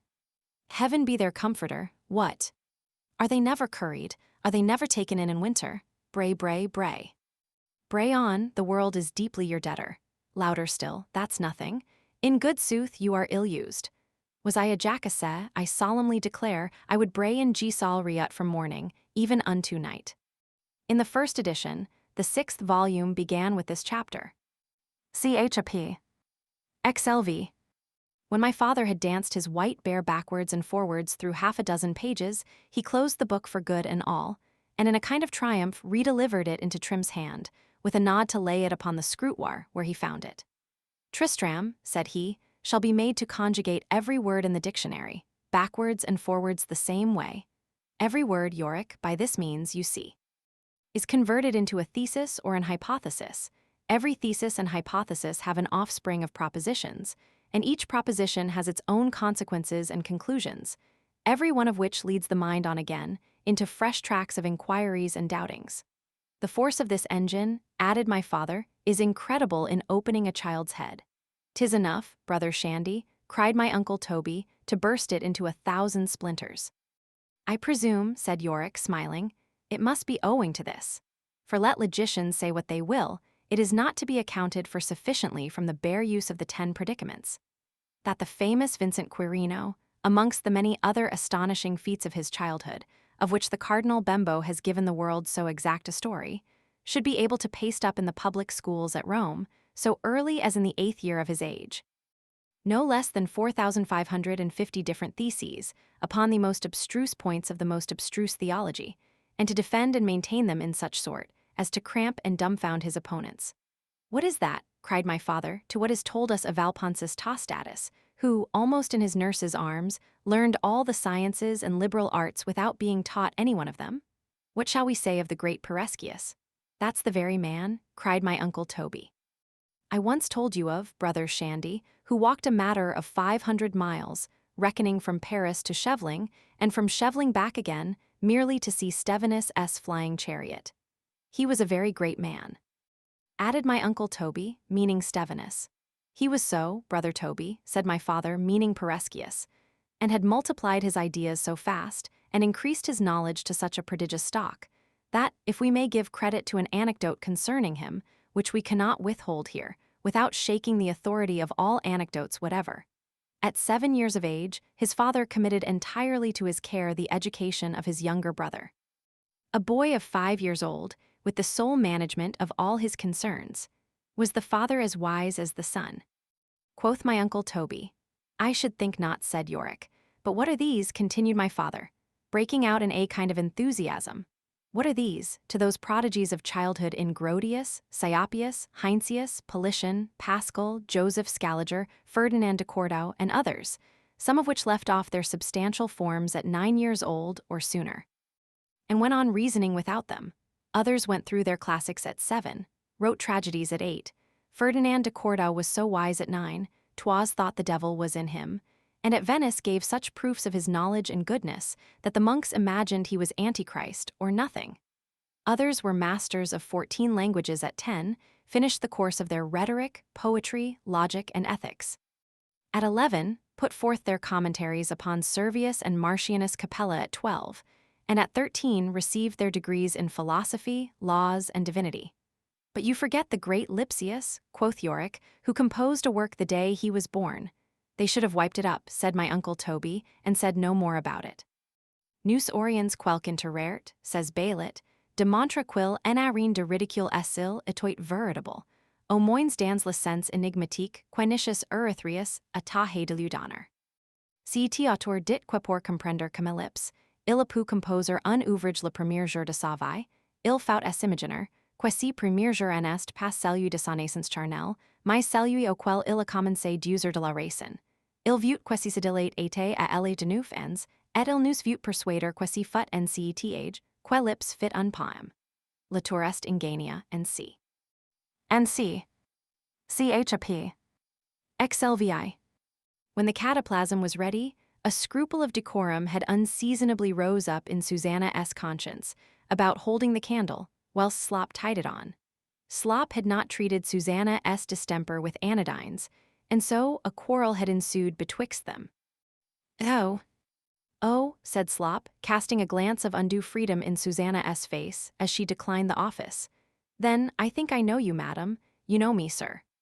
Cried Susanna fastidiously, and with a toss of her head, leveled evidently not at his profession, but at the doctor himself. You know me. Cried Susanna again. Dr. Slop clapped his finger and his thumb instantly upon his nostrils. Susanna's spleen was ready to burst at it. "'Tis false," said Susanna. Come, missus. Modesty, said Slop, not a little elated with the success of his last thrust. If you won't hold the candle and look, you may hold it and shut your eyes. That's one of your popish shifts, cried Susanna. "'Tis better," said Slop, with a nod, "than no shift at all, young woman." "I defy you, sir," cried Susanna, pulling her shift sleeve below her elbow. It was almost impossible for two persons to assist each other in a surgical case with a more splenetic cordiality. Slop snatched up the cataplasm. Susanna snatched up the candle. "A little this way," said Slop. Susanna, looking one way and rowing another, instantly set fire to Slop's wig, which, being somewhat bushy and unctuous withal, was burnt out before it was well kindled. "You impudent whore!" cried Slop, for what is passion but a wild beast? "You impudent whore," cried Slop, getting upright with the cataplasm in his hand. "I never was the destruction of anybody's nose," said Susanna, "which is more than you can say. Is it?" cried Slop, throwing the cataplasm in her face. "Yes, it is," cried Susanna, returning the compliment with what was left in the pan. Chap. XLVI. Dr. Slop and Susanna filed crossbills against each other in the parlor. Which done, as the cataplasm had failed, they retired into the kitchen to prepare a fomentation for me. And whilst that was doing, my father determined the point, as you will read. Chap. XLVII. "You see, 'tis high time," said my father, addressing himself equally to my uncle Toby and Yorick, "to take this young creature out of these women's hands, and put him into those of a private governor." Marcus Antoninus provided 14 governors all at once to superintend his son Commodus' education, and in 6 weeks he cashiered 5 of them. "I know very well," continued my father, "that Commodus' mother was in love with a gladiator at the time of her conception, which accounts for a great many of Commodus' cruelties when he became emperor. But still I am of opinion that those 5 whom Antoninus dismissed did Commodus' temper in that short time. More hurt than the other 9, were able to rectify all their lives long. Now, as I consider the person who is to be about my son as the mirror in which he is to view himself from morning to night, by which he is to adjust his looks, his carriage, and perhaps the inmost sentiments of his heart, I would have one, Yorick, if possible, polished at all points, fit for my child to look into. This is very good sense, quoth my uncle Toby to himself. There is, continued my father, a certain mien and motion of the body and all its parts, both in acting and speaking, which argues a man well within. And I am not at all surprised that Gregory of Nazianzum, upon observing the hasty and untoward gestures of Julian, should foretell he would one day become an apostate, or that sint. Ambrose should turn his amanuensis out of doors, because of an indecent motion of his head, which went backwards and forwards like a flail. Or that Democritus should conceive Protagoras to be a scholar, from seeing him bind up a faggot, and thrusting, as he did it, the small twigs inwards. There are 1,000 unnoticed openings, continued my father, which let a penetrating eye at once into a man's soul. And I maintain it, added he, that a man of sense does not lay down his hat in coming into a room, or take it up in going out of it, but something escapes, which discovers him. It is for these reasons, continued my father, that the governor I make choice of shall neither lisp, or squint, or wink, or talk loud, or look fierce, or foolish, or bite his lips, or grind his teeth, or speak through his nose, or pick it, or blow it with his fingers. He shall neither walk fast, or slow, or fold his arms, for that is laziness, or hang them down, for that is folly, or hide them in his pocket, for that is nonsense. He shall neither strike, or pinch, or tickle, or bite, or cut his nails, or hawk, or spit, or snift, or drum with his feet or fingers in company. Nor, according to Erasmus, shall he speak to anyone in making water, nor shall he point to carrion or excrement. Now this is all nonsense again, quoth my uncle Toby to himself. I will have him, continued my father, cheerful, face-day, jovial, at the same time, prudent, attentive to business, vigilant, acute, argute, inventive, quick in resolving doubts and speculative questions. He shall be wise and judicious and learned. And why not humble and moderate and gentle-tempered and good? Said Yorick, and why not, cried my uncle Toby, free and generous and bountiful and brave. He shall, my dear Toby, replied my father, getting up and shaking him by his hand. Then, brother Shandy, answered my uncle Toby, raising himself off the chair, and laying down his pipe to take hold of my father's other hand, I humbly beg I may recommend poor Lefevre's son to you. A tear of joy of the first water sparkled in my uncle Toby's eye, and another, the fellow to it, in the corporal's. As the proposition was made, you will see why when you read Lefevre's story, fool that I was. Nor can I recollect, nor perhaps you, without turning back to the place, what it was that hindered me from letting the corporal tell it in his own words. But the occasion is lost. I must tell it now in my own. Vid. Pellegrina. CHAP. XLAX. The story of Ellie Fever. It was some time in the summer of that year in which Dendermond was taken by the Allies, which was about 7 years before my father came into the country, and about as many, after the time, that my uncle Toby and Trim had privately decamped from my father's house in town, in order to lay some of the finest sieges to some of the finest fortified cities in Europe. When my uncle Toby was one evening getting his supper, with Trim sitting behind him at a small sideboard. I say, sitting. For in consideration of the corporal's lame knee, which sometimes gave him exquisite pain, when my uncle Toby dined or supped alone, he would never suffer the corporal to stand. And the poor fellow's veneration for his master was such, that, with a proper artillery, my uncle Toby could have taken Dendermond itself, with less trouble than he was able to gain this point over him. For many a time when my uncle Toby supposed the corporal's leg was at rest, he would look back, and detect him standing behind him with the most dutiful respect. This bred more little squabbles betwixt them than all other causes for 25 years together, but this is neither here nor there. Why do I mention it? Ask my pen, it governs me, I govern not it. He was one evening sitting thus at his supper, when the landlord of a little inn in the village came into the parlor, with an empty phial in his hand, to beg a glass or two of sack. "'Tis for a poor gentleman. Think of the army," said the landlord, who has been taken ill at my house 4 days ago, and has never held up his head since, or had a desire to taste anything, till just now, that he has a fancy for a glass of sack and a thin toast. "I think," says he, taking his hand from his forehead, "it would comfort me." "If I could neither beg, borrow, or buy such a thing," added the landlord, "I would almost steal it for the poor gentleman, he is so ill. I hope in God he will still mend," continued he, "we are all of us concerned for him."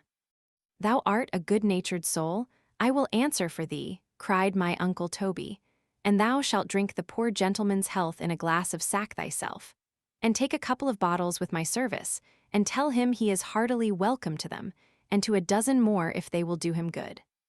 Though I am persuaded, said my Uncle Toby, as the landlord shut the door, he is a very compassionate fellow, Trim. Yet I cannot help entertaining a high opinion of his guest too. There must be something more than common in him, that in so short a time should win so much upon the affections of his host. And of his whole family, added the corporal, for they are all concerned for him. Step after him, said my Uncle Toby, do, Trim, and ask if he knows his name. I have quite forgot it truly, said the landlord, coming back into the parlor with the corporal, but I can ask his son again. Has he a son with him then? Said my Uncle Toby. A boy, replied the landlord, of about 11 or 12 years of age, but the poor creature has tasted almost as little as his father. He does nothing but mourn and lament for him night and day. He has not stirred from the bedside these 2 days. My Uncle Toby laid down his knife and fork, and thrust his plate from before him, as the landlord gave him the account. And Trim, without being ordered, took away, without saying one word, and in a few minutes after brought him his pipe and tobacco. Stay in the room a little, said my Uncle Toby. Trim, said my Uncle Toby, after he lighted his pipe and smoked about a dozen whiffs. Trim came in front of his master and made his bow. My Uncle Toby smoked on and said no more. Corporal. Said my Uncle Toby, the corporal made his bow. My Uncle Toby proceeded no farther, but finished his pipe. Trim, said my Uncle Toby, I have a project in my head, as it is a bad night, of wrapping myself up warm in my Rockwillora, and paying a visit to this poor gentleman. Your Honor, S. Rockwillora, replied the corporal, has not once been had on, since the night before your Honor received your wound, when we mounted guard in the trenches before the gate of St. Nicholas, and besides, it is so cold and rainy a night, that what with the Rockwillora and what with the weather, 'twill be enough to give your Honor your death, and bring on your Honor's torment in your groin. I fear so, replied my Uncle Toby, but I am not at rest in my mind, Trim, since the account the landlord has given me. I wish I had not known so much of this affair, added my Uncle Toby, or that I had known more of it. How shall we manage it? Leave it, an't please your Honor, to me, quoth the corporal. I'll take my hat and stick and go to the house and reconnoiter, and act accordingly, and I will bring your Honor a full account in an hour. Thou shalt go, Trim, said my Uncle Toby, and here's a shilling for thee to drink with his servant. I shall get it all out of him, said the corporal, shutting the door. My Uncle Toby filled his second pipe, and had it not been that he now and then wandered from the point, with considering whether it was not full as well to have the curtain of the tennille a straight line, as a crooked one, he might be said to have thought of nothing else but poor Lefevre and his boy the whole time he smoked it. CHAP. L. The story of Lefevre continued. It was not till my Uncle Toby had knocked the ashes out of his third pipe that Corporal Trim returned from the inn and gave him the following account. I despaired, at first, said the corporal, of being able to bring back your Honor any kind of intelligence concerning the poor sick lieutenant. Is he in the army, then? Said my Uncle Toby. He is, said the corporal, and in what regiment? Said my Uncle Toby. I'll tell your Honor, replied the corporal, everything straightforwards as I learnt it. Then, Trim, I'll fill another pipe, said my Uncle Toby, and not interrupt thee till thou hast done. So sit down at thy ease, Trim, in the window seat, and begin thy story again. The corporal made his old bow, which generally spoke as plain as a bow could speak it. Your Honor is good. And having done that, he sat down, as he was ordered, and begun the story to my Uncle Toby over again in pretty near the same words. I despaired at first, said the corporal, of being able to bring back any intelligence to your Honor, about the lieutenant and his son. For when I asked where his servant was, from whom I made myself sure of knowing everything which was proper to be asked. That's a right distinction, Trim, said my Uncle Toby. I was answered, and please your Honor, that he had no servant with him, that he had come to the inn with hired horses, which, upon finding himself unable to proceed, to join, I suppose, the regiment, he had dismissed the morning after he came. If I get better, my dear, said he. As he gave his purse to his son to pay the man, we can hire horses from hence. But alas, the poor gentleman will never get from hence, said the landlady to me, for I heard the death watch all night long. And when he dies, the youth, his son, will certainly die with him, for he is broken-hearted already. I was hearing this account, continued the corporal, when the youth came into the kitchen to order the thin toast the landlord spoke of. But I will do it for my father myself, said the youth. Pray let me save you the trouble, young gentleman, said I, taking up a fork for the purpose, and offering him my chair to sit down upon by the fire whilst I did it. I believe, sir, said he, very modestly, I can please him best myself. I am sure, said I. His honor will not like the toast the worse for being toasted by an old soldier. The youth took hold of my hand, and instantly burst into tears. Poor youth, said my Uncle Toby. He has been bred up from an infant in the army, and the name of a soldier, Trim, sounded in his ears like the name of a friend. Wish I had him here. I never, in the longest march, said the corporal, had so great a mind to my dinner, as I had to cry with him for company. What could be the matter with me, and please your honor? Nothing in the world, Trim, said my Uncle Toby, blowing his nose, but that thou art a good-natured fellow. When I gave him the toast, continued the corporal, I thought it was proper to tell him I was Captain Shandy's servant, and that your honor, though a stranger, was extremely concerned for his father, and that if there was anything in your house or cellar, and thou mightst have added my purse too, said my Uncle Toby. He was heartily welcome to it. He made a very low bow, which was meant to your honor, but no answer, for his heart was full, so he went upstairs with the toast. I warrant you, my dear, said I, as I opened the kitchen door, your father will be well again. Mr. Yorick's curate was smoking a pipe by the kitchen fire, but said not a word good or bad to comfort the youth. I thought it wrong, added the corporal. I think so too, said my Uncle Toby. When the lieutenant had taken his glass of sack and toast, he felt himself a little revived, and sent down into the kitchen to let me know that in about 10 minutes he should be glad if I would step upstairs. I believe, said the landlord, he is going to say his prayers, for there was a book laid upon the chair by his bedside, and as I shut the door, I saw his son take up a cushion. I thought, said the curate, that you gentlemen of the army, Mr. Trim, never said your prayers at all. I heard the poor gentleman say his prayers last night, said the landlady, very devoutly, and with my own ears, or I could not have believed it. Are you sure of it? Replied the curate. A soldier, and please your reverence, said I, prays as often of his own accord as a parson, and when he is fighting for his king, and for his own life, and for his honor too, he has the most reason to pray to God of anyone in the whole world. 'Twas well said of thee, Trim, said my Uncle Toby. But when a soldier, said I, and please your reverence, has been standing for 12 hours together in the trenches, up to his knees in cold water, or engaged, said I, for months together in long and dangerous marches, harassed perhaps in his rear today, harassing others tomorrow, detached here, countermanded there, resting this night out upon his arms, beat up in his shirt the next, benumbed in his joints, perhaps without straw in his tent to kneel on, must say his prayers how and when he can. I believe, said I, for I was piqued, quoth the corporal, for the reputation of the army, I believe, and please your reverence, said I, that when a soldier gets time to pray, he prays as heartily as a parson, though not with all his fuss and hypocrisy. Thou shouldst not have said that, Trim, said my Uncle Toby, for God only knows who is a hypocrite and who is not.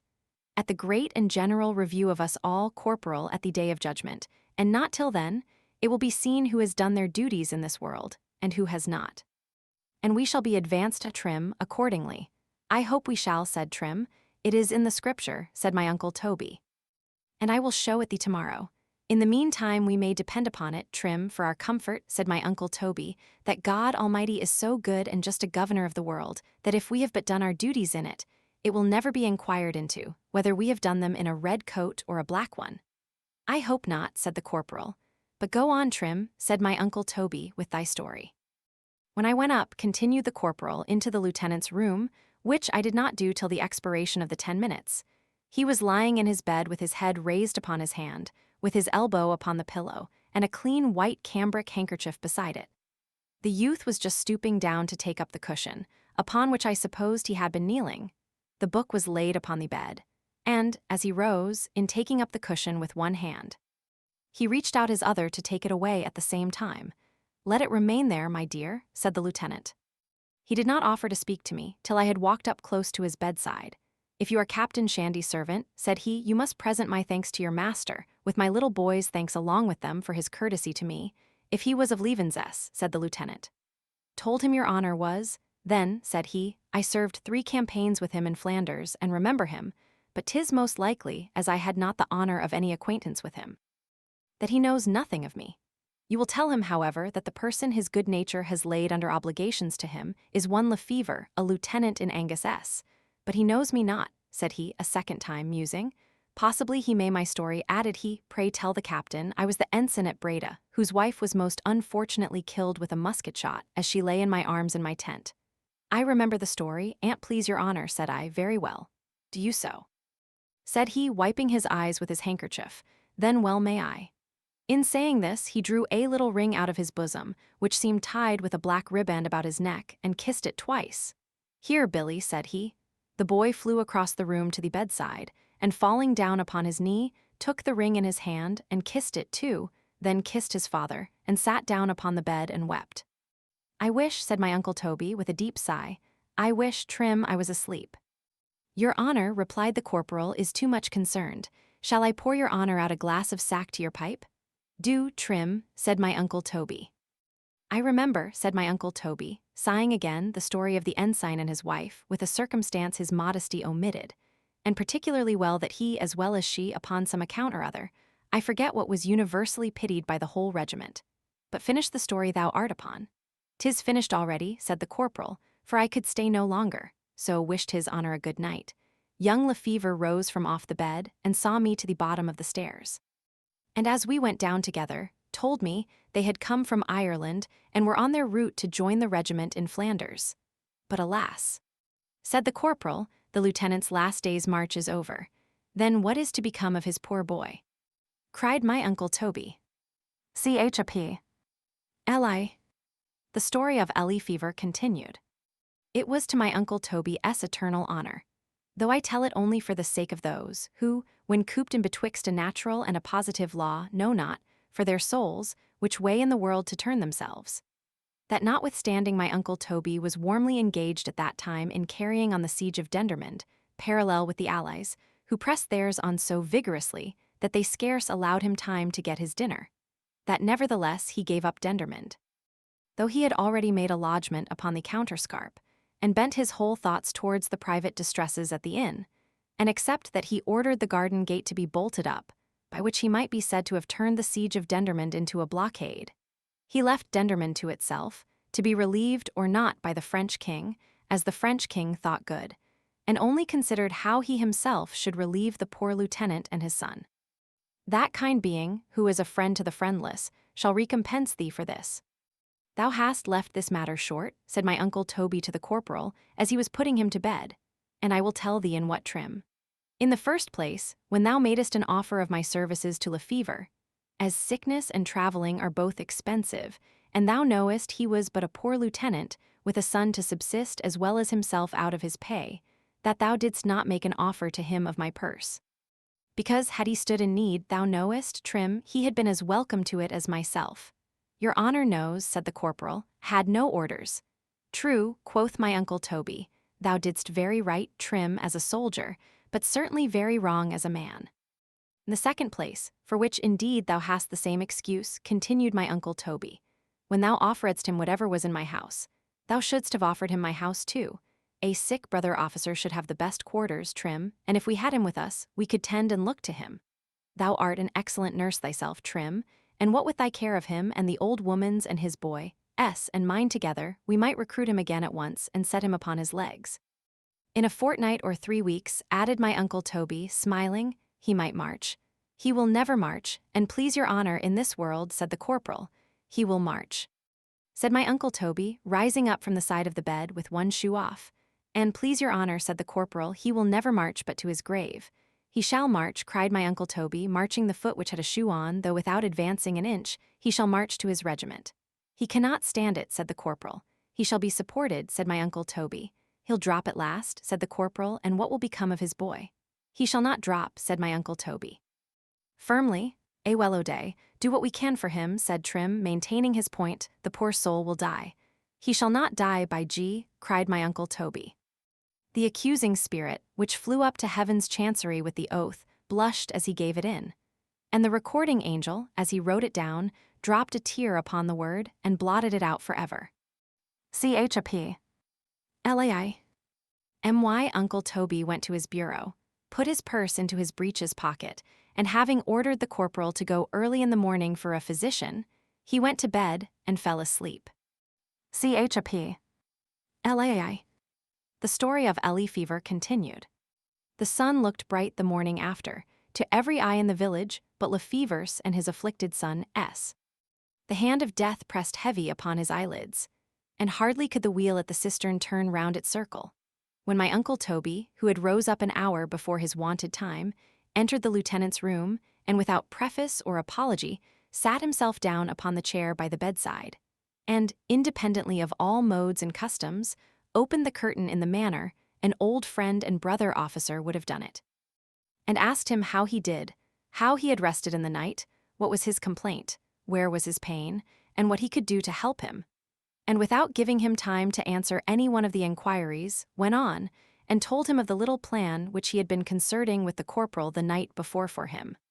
"You shall go home directly, Lefever," said my Uncle Toby, "to my house, and we'll send for a doctor to see what's the matter, and we'll have an apothecary, and the corporal shall be your nurse.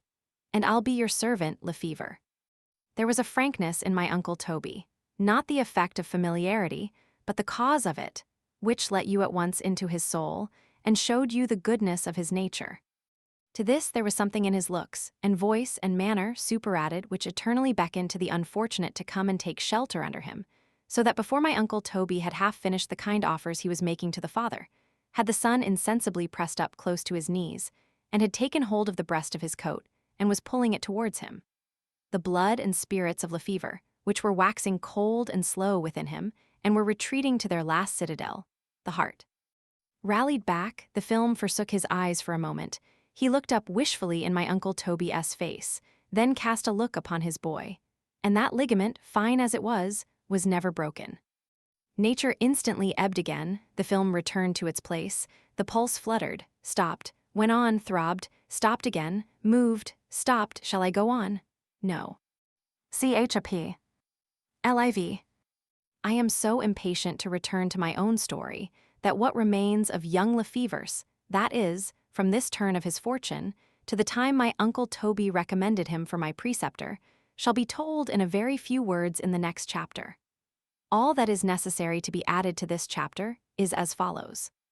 That my Uncle Toby, with young Lefever in his hand, attended the poor lieutenant, as chief mourners, to his grave.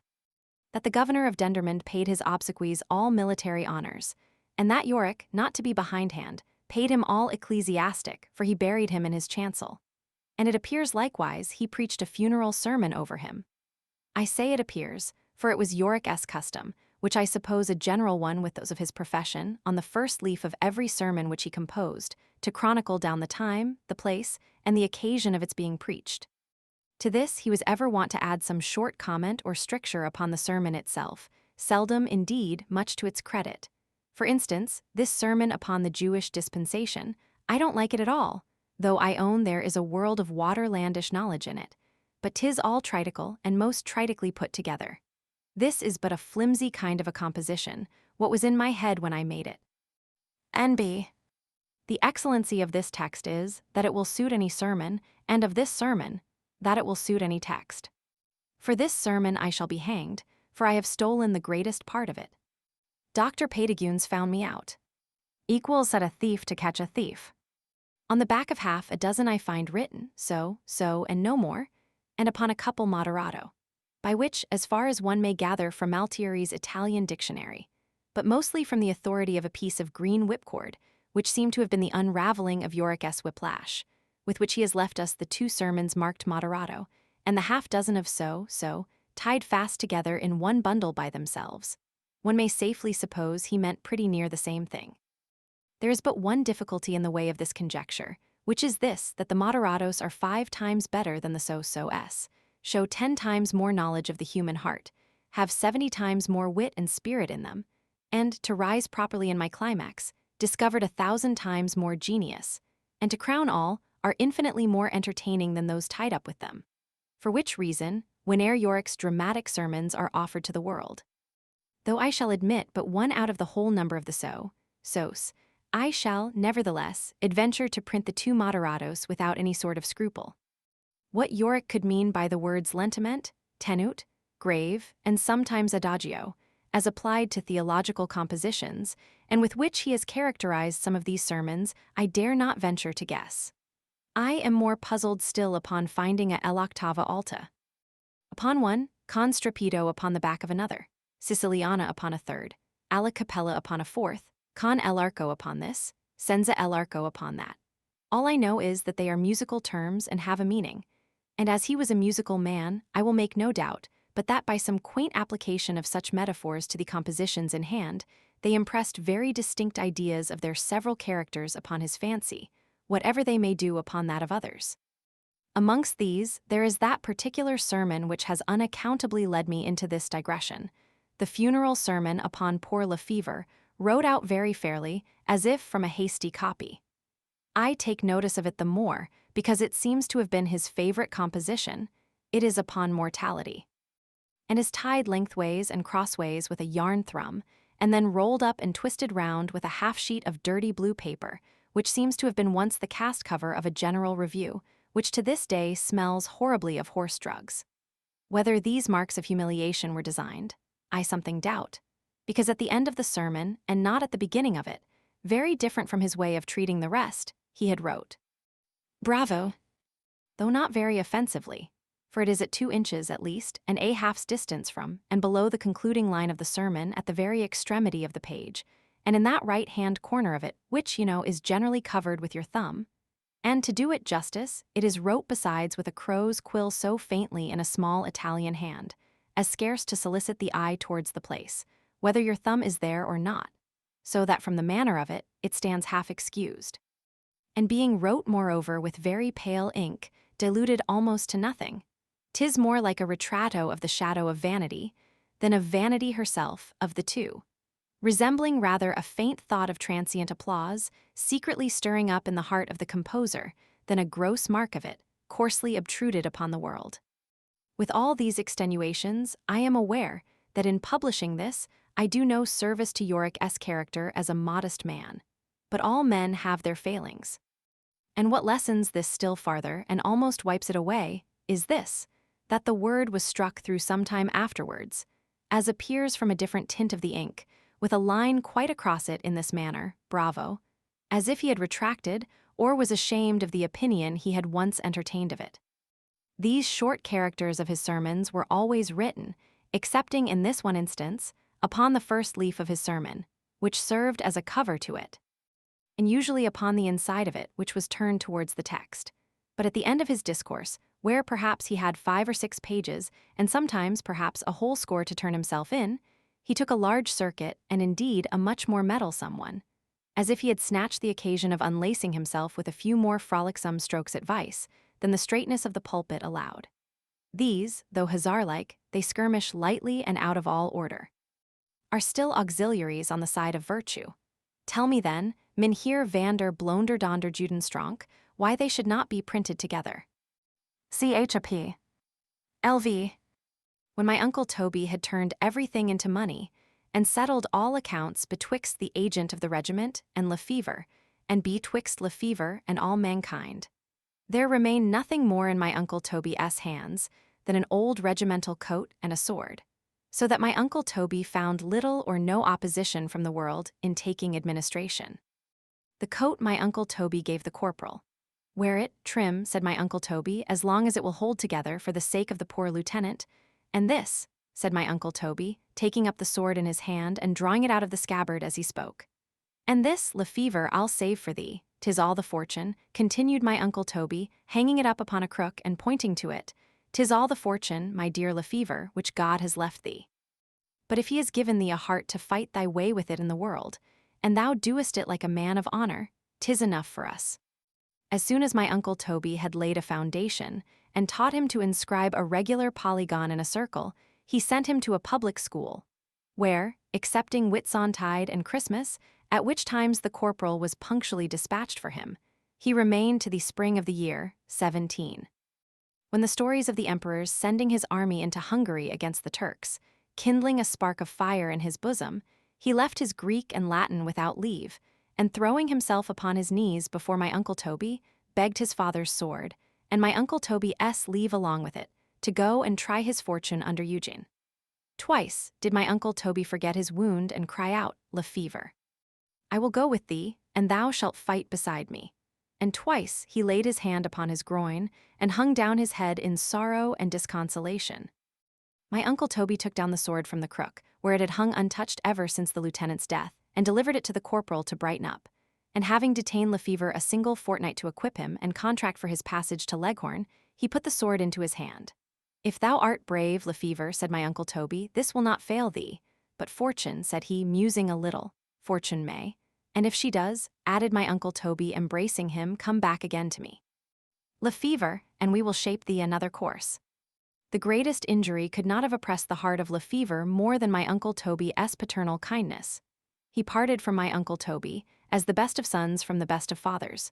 Both dropped tears, and as my Uncle Toby gave him his last kiss, he slipped 60 guineas, tied up in an old purse of his father's, in which was his mother's ring, into his hand, and bid God bless him. CHAP. LVIII. Lefevre got up to the imperial army just time enough to try what metal his sword was made of, at the defeat of the Turks before Belgrade, but a series of unmerited mischances had pursued him from that moment, and trod close upon his heels for 4 years together after. He had withstood these buffetings to the last, till sickness overtook him at Marseilles, from whence he wrote my Uncle Toby word he had lost his time, his services, his health, and, in short, everything but his sword, and was waiting for the first ship to return back to him.